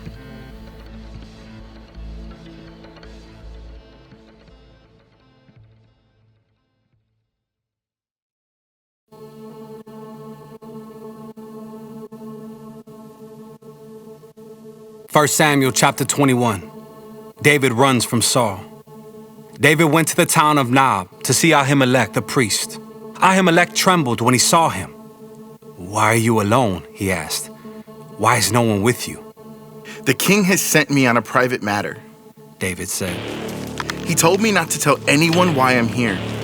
I've told my men where to meet me later. Now what is there to eat? Give me 5 loaves of bread or anything else you have. We don't have any regular bread, the priest replied. But there is the holy bread, which you can have if your young men have not slept with any women recently. Don't worry, David replied. I never allow my men to be with women when we are on a campaign. And since they stay clean even on ordinary trips, how much more on this one? Since there was no other food available, the priest gave him the holy bread, the bread of the presence that was placed before the Lord in the tabernacle. It had just been replaced that day with fresh bread. Now Doeg the Edomite, Saul's chief herdsman, was there that day, having been detained before the Lord. David asked Ahimelech, Do you have a spear or sword? The king's business was so urgent that I didn't even have time to grab a weapon. I only have the sword of Goliath the Philistine, whom you killed in the valley of Elah, the priest replied. It is wrapped in a cloth behind the ephod. Take that if you want it, for there is nothing else here. There is nothing like it, David replied. Give it to me. So David escaped from Saul and went to King Achash of Gath. But the officers of Achash were unhappy about his being there. Isn't this David, the king of the land? They asked. Isn't he the one the people honor with dances, singing? Saul has killed his thousands, and David his 10,000s. David heard these comments and was very afraid of what King Achash at Gath might do to him. So he pretended to be insane, scratching on doors and drooling down his beard. Finally, King Achash said to his men, "Did you bring me a madman? We already have enough of them around here. Why should I let someone like this be my guest?"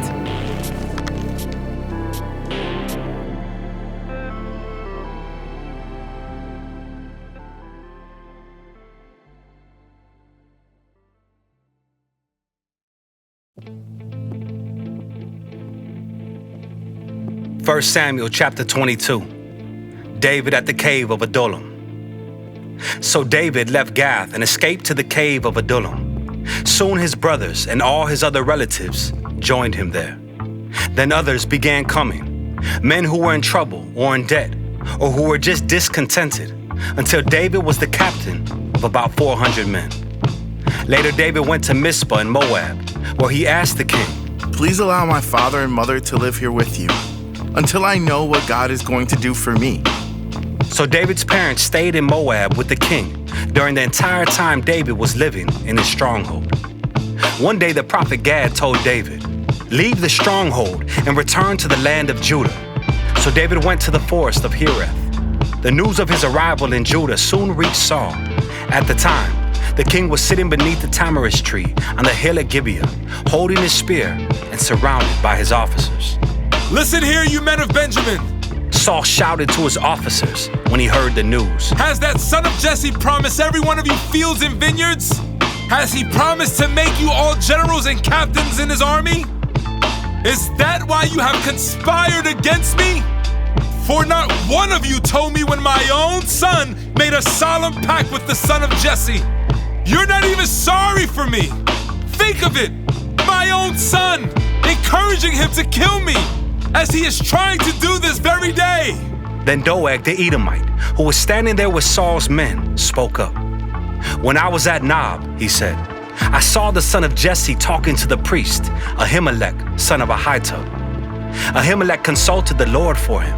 Then he gave him food and the sword of Goliath, the Philistine." The slaughter of the priests. King Saul immediately sent for Ahimelech and all his family, who served as priests at Nob. When they arrived, Saul shouted at him, "Listen to me, you son of Ahitub." "What is it, my king?" Ahimelech asked. "Why have you and the son of Jesse conspired against me?" Saul demanded. "Why did you give him food and a sword? Why have you consulted God for him? Why have you encouraged him to kill me, as he is trying to do this very day?" "But sir," Ahimelech replied, "is anyone among all your servants as faithful as David, your son-in-law? Why, he is the captain of your bodyguard and a highly honored member of your household. This was certainly not the first time I had consulted God for him. May the king not accuse me and my family in this matter, for I knew nothing at all of any plot against you." "You will surely die, Ahimelech, along with your entire family," the king shouted, and he ordered his bodyguards, "Kill these priests of the Lord, for they are allies and conspirators with David. They knew he was running away from me, but they didn't tell me." But Saul's men refused to kill the Lord's priests. Then the king said to Doeg, "You do it." So Doeg the Edomite turned on them and killed them that day, 85 priests in all, still wearing their priestly garments. And he went to Nob, the town of the priests, and killed the priests' families, men and women, children and babies, and all the cattle, donkeys, sheep, and goats. Only Abiathar, one of the sons of Ahimelech, escaped and fled to David. When he told David that Saul had killed the priests of the Lord, David exclaimed, "I knew it. When I saw Doeg the Edomite there that day, I knew he was sure to tell Saul. Now I have caused the death of all your father's family. Stay here with me, and don't be afraid. I will protect you with my own life, for the same person wants to kill us both."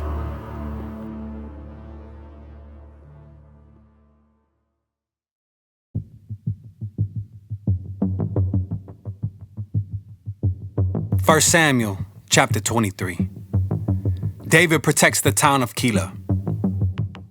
One day news came to David that the Philistines were at Keilah stealing grain from the threshing floors. David asked the Lord, "Should I go and attack them?" "Yes, go and save Keilah," the Lord told him. But David's men said, "We're afraid even here in Judah. We certainly don't want to go to Keilah to fight the whole Philistine army." So David asked the Lord again, and again the Lord replied, "Go down to Keilah, for I will help you conquer the Philistines." So David and his men went to Keilah. They slaughtered the Philistines and took all their livestock and rescued the people of Keilah. Now when Abiathar son of Ahimelech fled to David at Keilah, he brought the ephod with him. Saul soon learned that David was at Keilah. Good, He exclaimed, we've got him now. God has handed him over to me, for he has trapped himself in a walled town. So Saul mobilized his entire army to march to Keilah and besiege David and his men. But David learned of Saul's plan and told Abiathar the priest to bring the ephod and asked the Lord what he should do.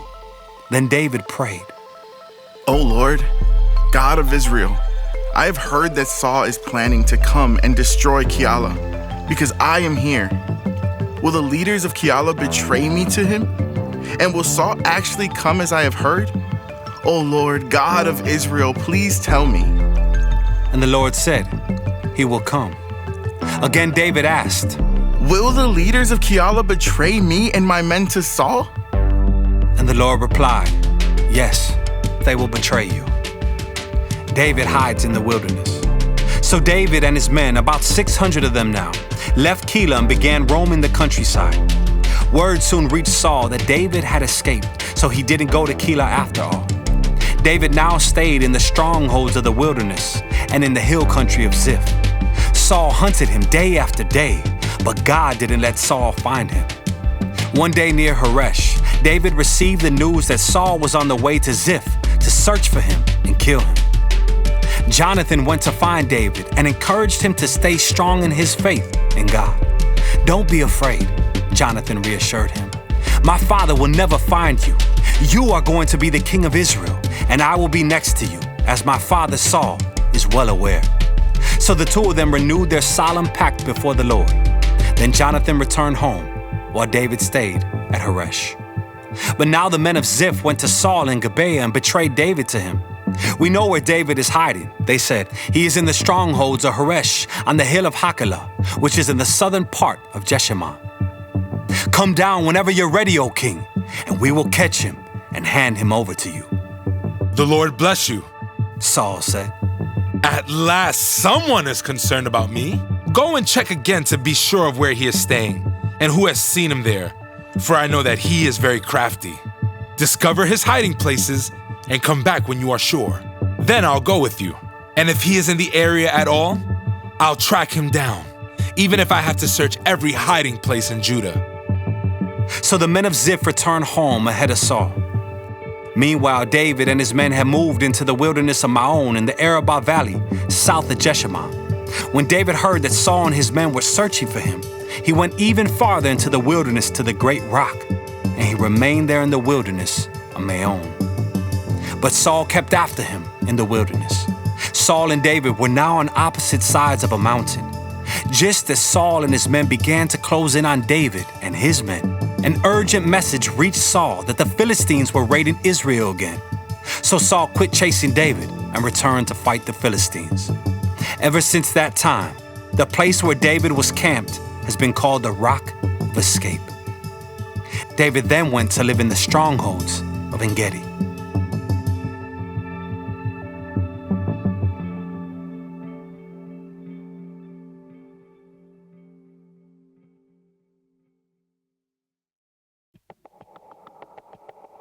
First Samuel chapter 24. David spares Saul's life. After Saul returned from fighting the Philistines, he was told that David had gone into the wilderness of En-Gedi. So Saul chose 3,000 elite troops from all Israel and went to search for David and his men near the rocks of the wild goats. At the place where the road passes some sheepfolds, Saul went into a cave to relieve himself. But as it happened, David and his men were hiding farther back in that very cave. "Now's your opportunity," David's men whispered to him. "Today the Lord is telling you, I will certainly put your enemy into your power, to do with as you wish." So David crept forward and cut off a piece of the hem of Saul's robe. But then David's conscience began bothering him because he had cut Saul's robe. He said to his men, "The Lord forbid that I should do this to my lord the king. I shouldn't attack the Lord's anointed one, for the Lord himself has chosen him." So David restrained his men and did not let them kill Saul. After Saul had left the cave and gone on his way, David came out and shouted after him, "My lord, the king!" And when Saul looked around, David bowed low before him.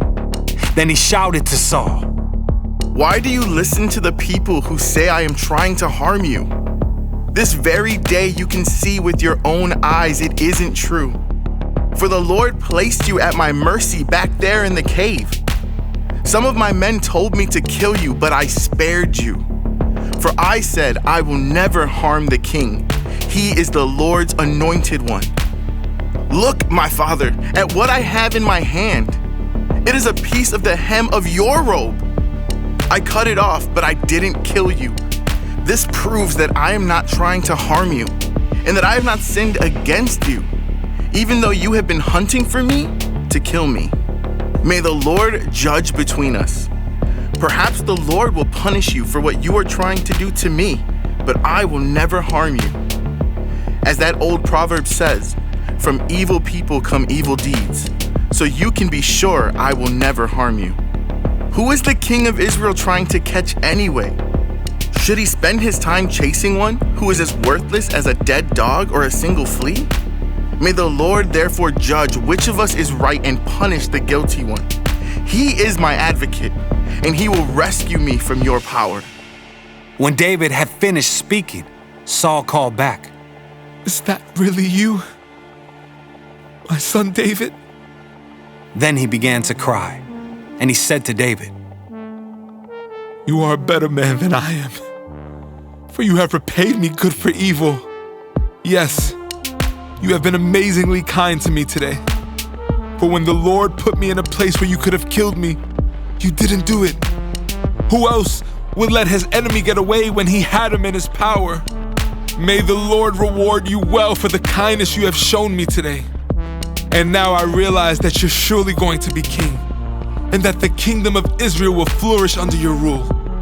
Now swear to me by the Lord that when that happens, you will not kill my family and destroy my line of descendants." So David promised this to Saul with an oath. Then Saul went home, but David and his men went back to their stronghold.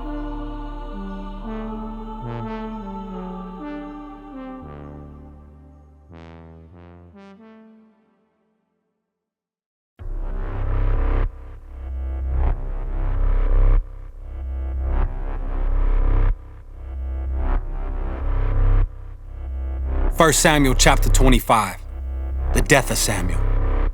Now Samuel died, and all Israel gathered for his funeral. They buried him at his house in Ramah. Nabal angers David. Then David moved down to the wilderness of Maon. There was a wealthy man from Maon who owned property near the town of Carmel. He had 3,000 sheep and 1,000 goats, and it was sheep shearing time. This man's name was Nabal, and his wife Abigail was a sensible and beautiful woman. But Nabal, a descendant of Caleb, was crude and mean in all his dealings. When David heard that Nabal was shearing his sheep, he sent 10 of his young men to Carmel with this message for Nabal. "Peace and prosperity to you, your family, and everything you own. I am told that it is sheep shearing time. While your shepherds stayed among us near Carmel, we never harmed them, and nothing was ever stolen from them. Ask your own men, and they will tell you this is true. So would you be kind to us? Since we have come at a time of celebration, please share any provisions you might have on hand with us and with your friend David." David's young men gave this message to Nabal in David's name, and they waited for a reply. "Who is this fellow David?" Nabal sneered to the young men. "Who does this son of Jesse think he is? There are lots of servants these days who run away from their masters. Should I take my bread and my water and my meat that I've slaughtered from my shears and give it to a band of outlaws who come from who knows where?" So David's young men returned and told him what Nabal had said. "Get your swords! was David's reply as he strapped on his own. Then 400 men started off with David, and 200 remained behind to guard their equipment. Meanwhile, one of Nabal's servants went to Abigail and told her, "David sent messengers from the wilderness to greet our master, but he screamed insults at them. These men have been very good to us, and we never suffered any harm from them. Nothing was stolen from us the whole time they were with us. In fact, day and night they were like a wall of protection to us and the sheep. You need to know this and figure out what to do, for there is going to be trouble for our master and his whole family. He's so ill-tempered that no one can even talk to him." Abigail wasted no time. She quickly gathered 200 loaves of bread, 2 wineskins full of wine, 5 sheep that had been slaughtered, nearly a bushel of roasted grain, 100 clusters of raisins, and 200 fig cakes. She packed them on donkeys and said to her servants, "Go on ahead, I will follow you shortly." But she didn't tell her husband Nabal what she was doing. As she was riding her donkey into a mountain ravine, she saw David and his men coming toward her. David had just been saying, "A lot of good it did to help this fellow. We protected his flocks in the wilderness, and nothing he owned was lost or stolen. But he has repaid me evil for good. May God strike me and kill me if even one man of his household is still alive tomorrow morning." Abigail intercedes for Nabal. When Abigail saw David, she quickly got off her donkey and bowed low before him. She fell at his feet and said, "I accept all blame in this matter, my lord. Please listen to what I have to say. I know Nabal is a wicked and ill-tempered man. Please don't pay any attention to him. He is a fool, just as his name suggests, but I never even saw the young men you sent. Now, my lord, as surely as the Lord lives and you yourself live, since the Lord has kept you from murdering and taking vengeance into your own hands, let all your enemies and those who try to harm you be as cursed as Nabal is. And here is a present that I, your servant, have brought to you and your young men. Please forgive me if I have offended you in any way. The Lord will surely reward you with a lasting dynasty, for you are fighting the Lord's battles, and you have not done wrong throughout your entire life. Even when you are chased by those who seek to kill you, your life is safe in the care of the Lord your God, secure in his treasure pouch. But the lives of your enemies will disappear like stones shot from a sling. When the Lord has done all he promised and has made you leader of Israel, don't let this be a blemish on your record. Then your conscience won't have to bear the staggering burden of needless bloodshed and vengeance.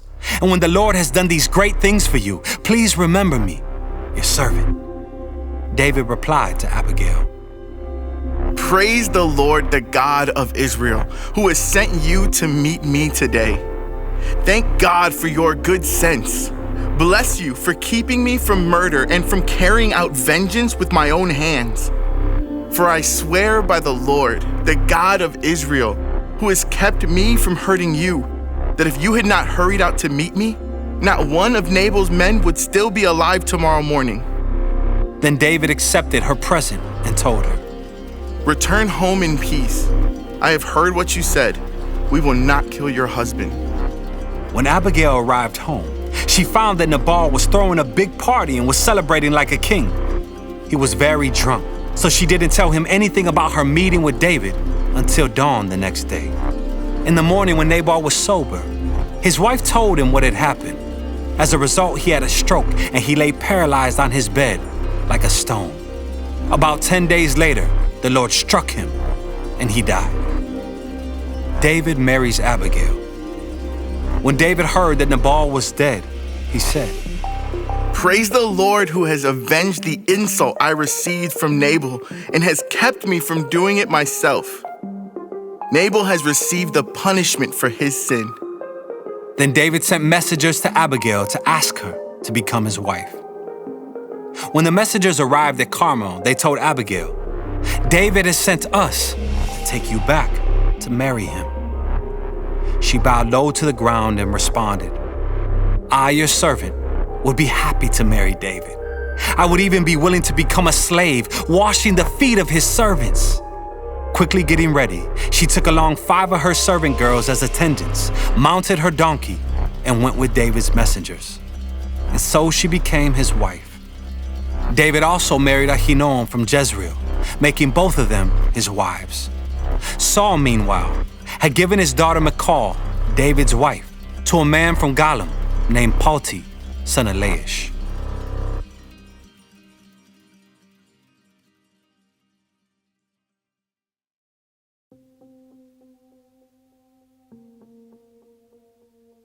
First Samuel chapter 26, David spares Saul again.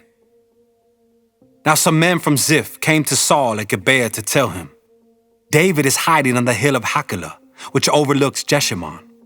So Saul took 3,000 of Israel's elite troops and went to hunt him down in the wilderness of Ziph. Saul camped along the road beside the hill of Hachilah, near Jeshimon, where David was hiding. When David learned that Saul had come after him into the wilderness, he sent out spies to verify the report of Saul's arrival. David slipped over to Saul's camp one night to look around. Saul and Abner, son of Ner, the commander of his army, were sleeping inside a ring formed by the slumbering warriors. Who will volunteer to go in there with me? David asked Ahimelech the Hittite and Abishai, son of Zeruiah, Job's brother. I'll go with you, Abishai replied. So David and Abishai went right into Saul's camp and found him asleep, with his spear stuck in the ground beside his head.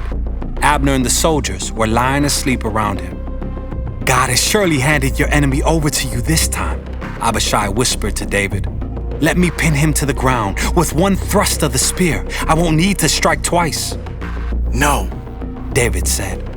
Don't kill him, for who can remain innocent after attacking the Lord's anointed one?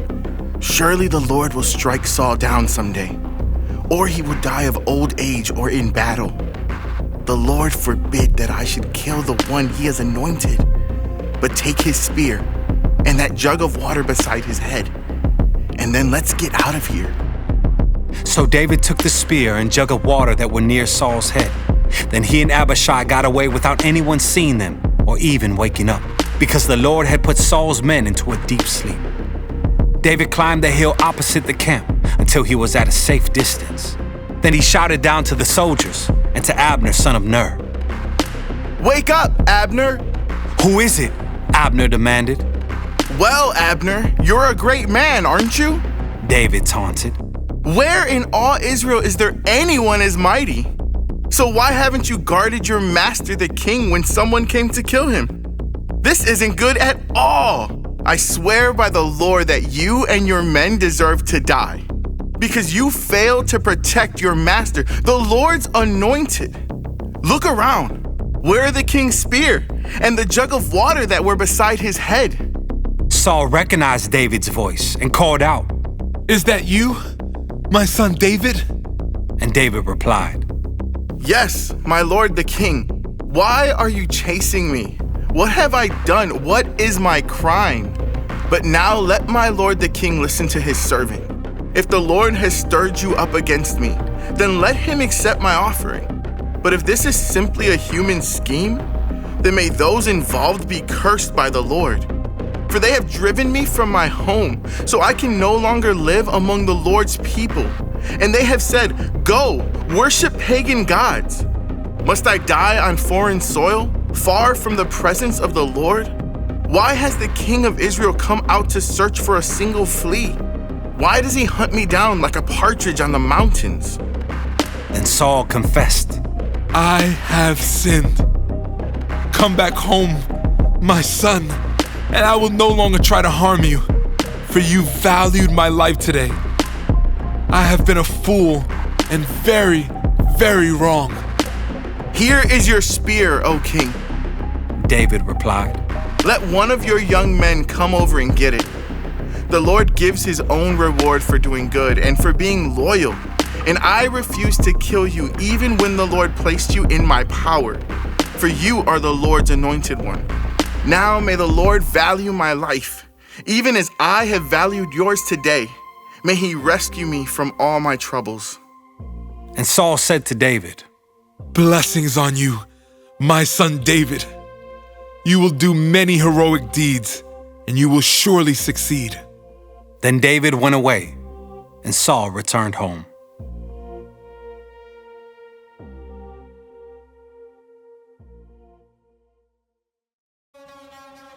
1 Samuel chapter 27. David among the Philistines. But David kept thinking to himself, Someday Saul is going to get me. The best thing I can do is escape to the Philistines. Then Saul will stop hunting for me in Israelite territory, and I will finally be safe. So David took his 600 men and went over and joined Achish, son of Maok, the king of Gath. David and his men and their families settled there with Achish at Gath. David brought his 2 wives along with him, Ahinoam from Jezreel and Abigail, Nabal's widow from Carmel. Word soon reached Saul that David had fled to Gath, so he stopped hunting for him. One day David said to Achish, If it is all right with you, we would rather live in one of the country towns instead of here in the royal city. So Achish gave him the town of Ziklag, which still belongs to the kings of Judah to this day, and they lived there among the Philistines for a year and 4 months. David and his men spent their time raiding the Geshurites, the Girzites, and the Amalekites, people who had lived near Shur, toward the land of Egypt, since ancient times. David did not leave one person alive in the villages he attacked. He took the sheep, goats, cattle, donkeys, camels, and clothing before returning home to see King Achish. "Where did you make your raid today?" Achish would ask. And David would reply, Against the south of Judah, the Jerahmeelites and the Kenites. No one was left alive to come to Gath and tell where he had really been. This happened again and again while he was living among the Philistines. Achish believed David and thought to himself, by now the people of Israel must hate him bitterly. Now he will have to stay here and serve me forever.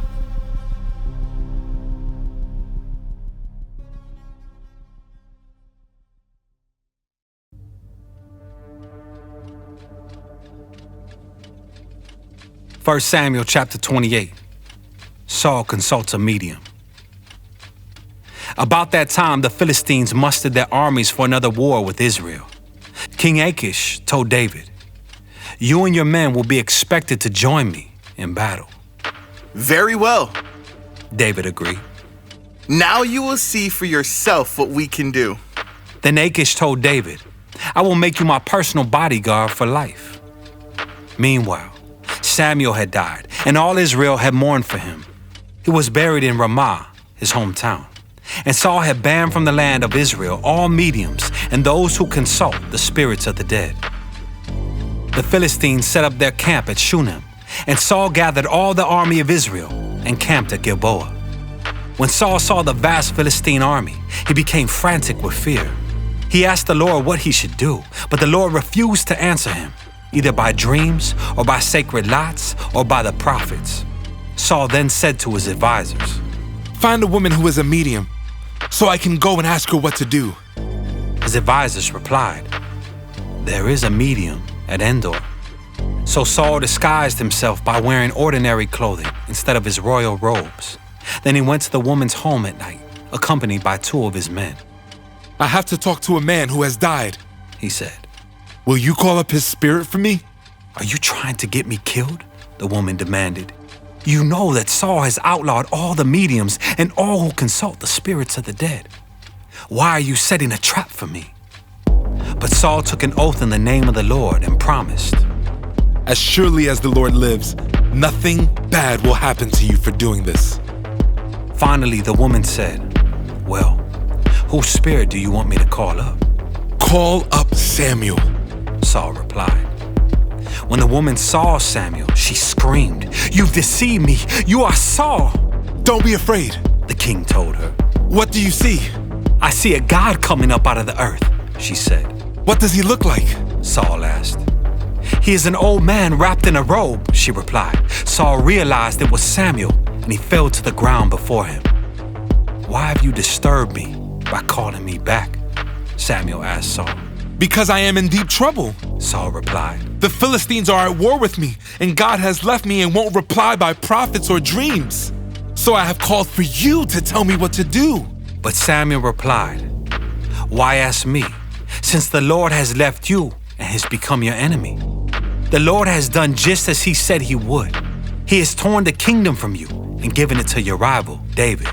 The Lord has done this to you today because you refused to carry out his fierce anger against the Amalekites. What's more, The Lord will hand you and the army of Israel over to the Philistines tomorrow, and you and your sons will be here with me. The Lord will bring down the entire army of Israel in defeat." Saul fell full length on the ground, paralyzed with fright because of Samuel's words. He was also faint with hunger, for he had eaten nothing all day and all night. When the woman saw how distraught he was, she said, "Sir, I obeyed your command at the risk of my life. Now do what I say, and let me give you a little something to eat so you can regain your strength for the trip back." But Saul refused to eat anything. Then his advisors joined the woman in urging him to eat, so he finally yielded and got up from the ground and sat on the couch. The woman had been fattening a calf, so she hurried out and killed it. She took some flour, kneaded it into dough, and baked unleavened bread. She brought the meal to Saul and his advisors, and they ate it. Then they went out into the night.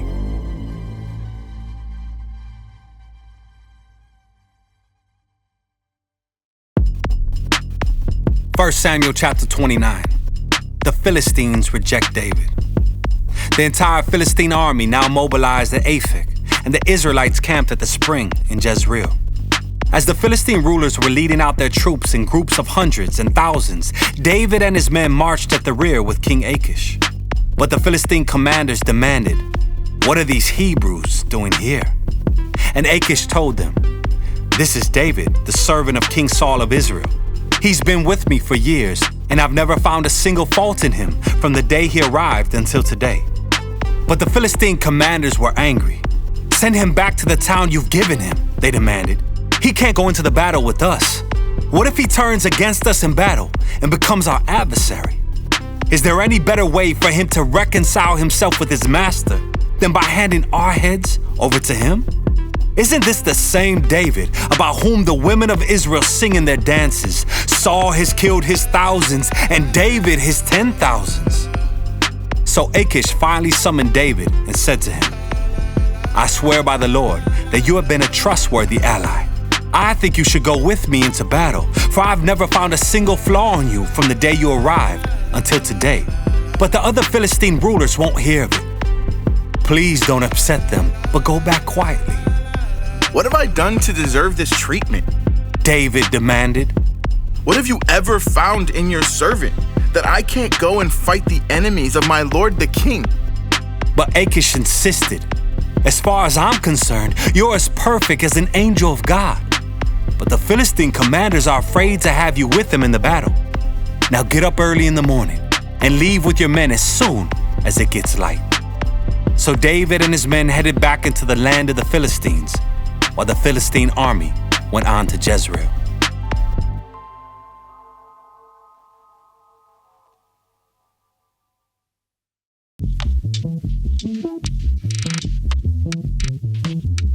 First Samuel chapter 30. David destroys the Amalekites. 3 days later, when David and his men arrived home at their town of Ziklag, they found the Amalekites had made a raid into the Negev and Ziklag. They had crushed Ziklag and burned it to the ground. They had carried off the women and children and everyone else, but without killing anyone. When David and his men saw the ruins and realized what had happened to their families, they wept until they could weep no more. David's 2 wives, Ahinoam from Jezreel and Abigail, the widow of Nabal from Carmel, were among those captured. David was now in great danger because all his men were very bitter about losing their sons and daughters, and they began to talk of stoning him. But David found strength in the Lord, his God. Then he said to Abiathar the priest, "Bring me the ephod." So Abiathar brought it. Then David asked the Lord, "Should I chase after this band of raiders? Will I catch them?" And the Lord told him, "Yes, go after them. You will surely recover everything that was taken from you." So David and his 600 men set out, and they came to the brook Besor. But 200 of the men were too exhausted to cross the brook. So David continued the pursuit with 400 men. Along the way, they found an Egyptian man in a field and brought him to David. They gave him some bread to eat and water to drink. They also gave him part of a fig cake and 2 clusters of raisins, for he hadn't had anything to eat or drink for 3 days and nights. Before long, his strength returned, To whom do you belong, and where do you come from?" David asked him. "I am an Egyptian, the slave of an Amalekite," he replied. "My master abandoned me 3 days ago because I was sick.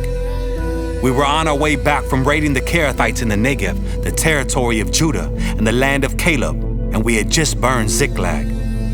"Will you lead me to this band of raiders?" David asked. The young man replied, "If you take an oath in God's name that you will not kill me or give me back to my master, then I will guide you to them."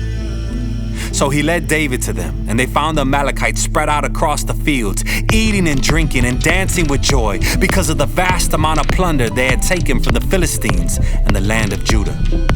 David and his men rushed in among them and slaughtered them throughout that night and the entire next day until evening. None of the Amalekites escaped except 400 young men who fled on camels. David got back everything the Amalekites had taken, and he rescued his 2 wives. Nothing was missing, small or great, son or daughter, nor anything else that had been taken. David brought everything back. He also recovered all the flocks and herds, and his men drove them ahead of the other livestock. "This plunder belongs to David," they said. Then David returned to the brook Besor and met up with the 200 men who had been left behind because they were too exhausted to go with him. They went out to meet David and his men, and David greeted them joyfully. But some evil troublemakers among David's men said, "They didn't go with us, so they can't have any of the plunder we recovered. Give them their wives and children and tell them to be gone." But David said, "No, my brothers. Don't be selfish with what the Lord has given us. He has kept us safe and helped us defeat the band of raiders that attacked us. Who will listen when you talk like this? We share and share alike, those who go to battle and those who guard the equipment." From then on, David made this a decree and regulation for Israel, and it is still followed today. When he arrived at Ziklag, David sent part of the plunder to the elders of Judah, who were his friends. "Here is a present for you, taken from the Lord's enemies," he said.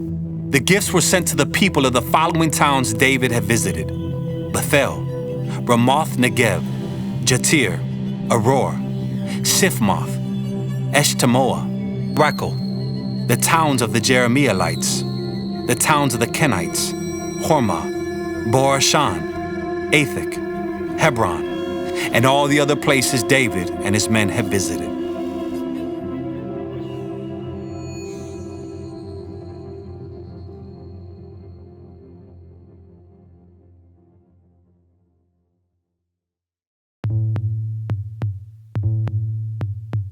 First Samuel chapter 31. The death of Saul. Now the Philistines attacked Israel, and the men of Israel fled before them. Many were slaughtered on the slopes of Mount Gilboa. The Philistines closed in on Saul and his sons, and they killed 3 of his sons, Jonathan, Abinadab, and Malchishua. The fighting grew very fierce around Saul, and the Philistine archers caught up with him and wounded him severely. Saul groaned to his armor-bearer, "Take your sword and kill me before these pagan Philistines come to run me through and taunt and torture me." But his armor-bearer was afraid and would not do it. So Saul took his own sword and fell on it. When his armor-bearer realized that Saul was dead, he fell on his own sword and died beside the king. So Saul, his 3 sons, his armor-bearer, and his troops all died together that same day.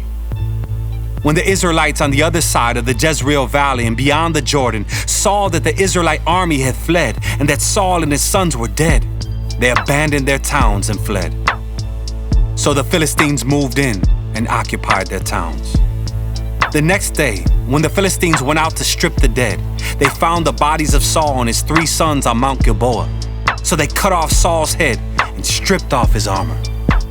Then they proclaimed the good news of Saul's death in their pagan temple and to the people throughout the land of Philistia. They placed his armor in the temple of the Ashtoreths, and they fastened his body to the wall of the city of Bethshan. But when the people of Jabesh Gilead heard what the Philistines had done to Saul, all their mighty warriors traveled through the night to Bethshan and took the bodies of Saul and his sons down from the wall. They brought them to Jabesh, where they burned the bodies. Then they took their bones and buried them beneath the tamarisk tree at Jabesh, and they fasted for 7 days.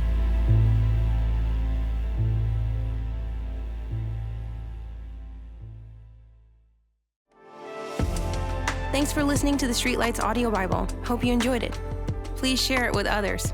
We are supported by people like you. Would you please consider giving generously today to help forward the mission of Streetlights?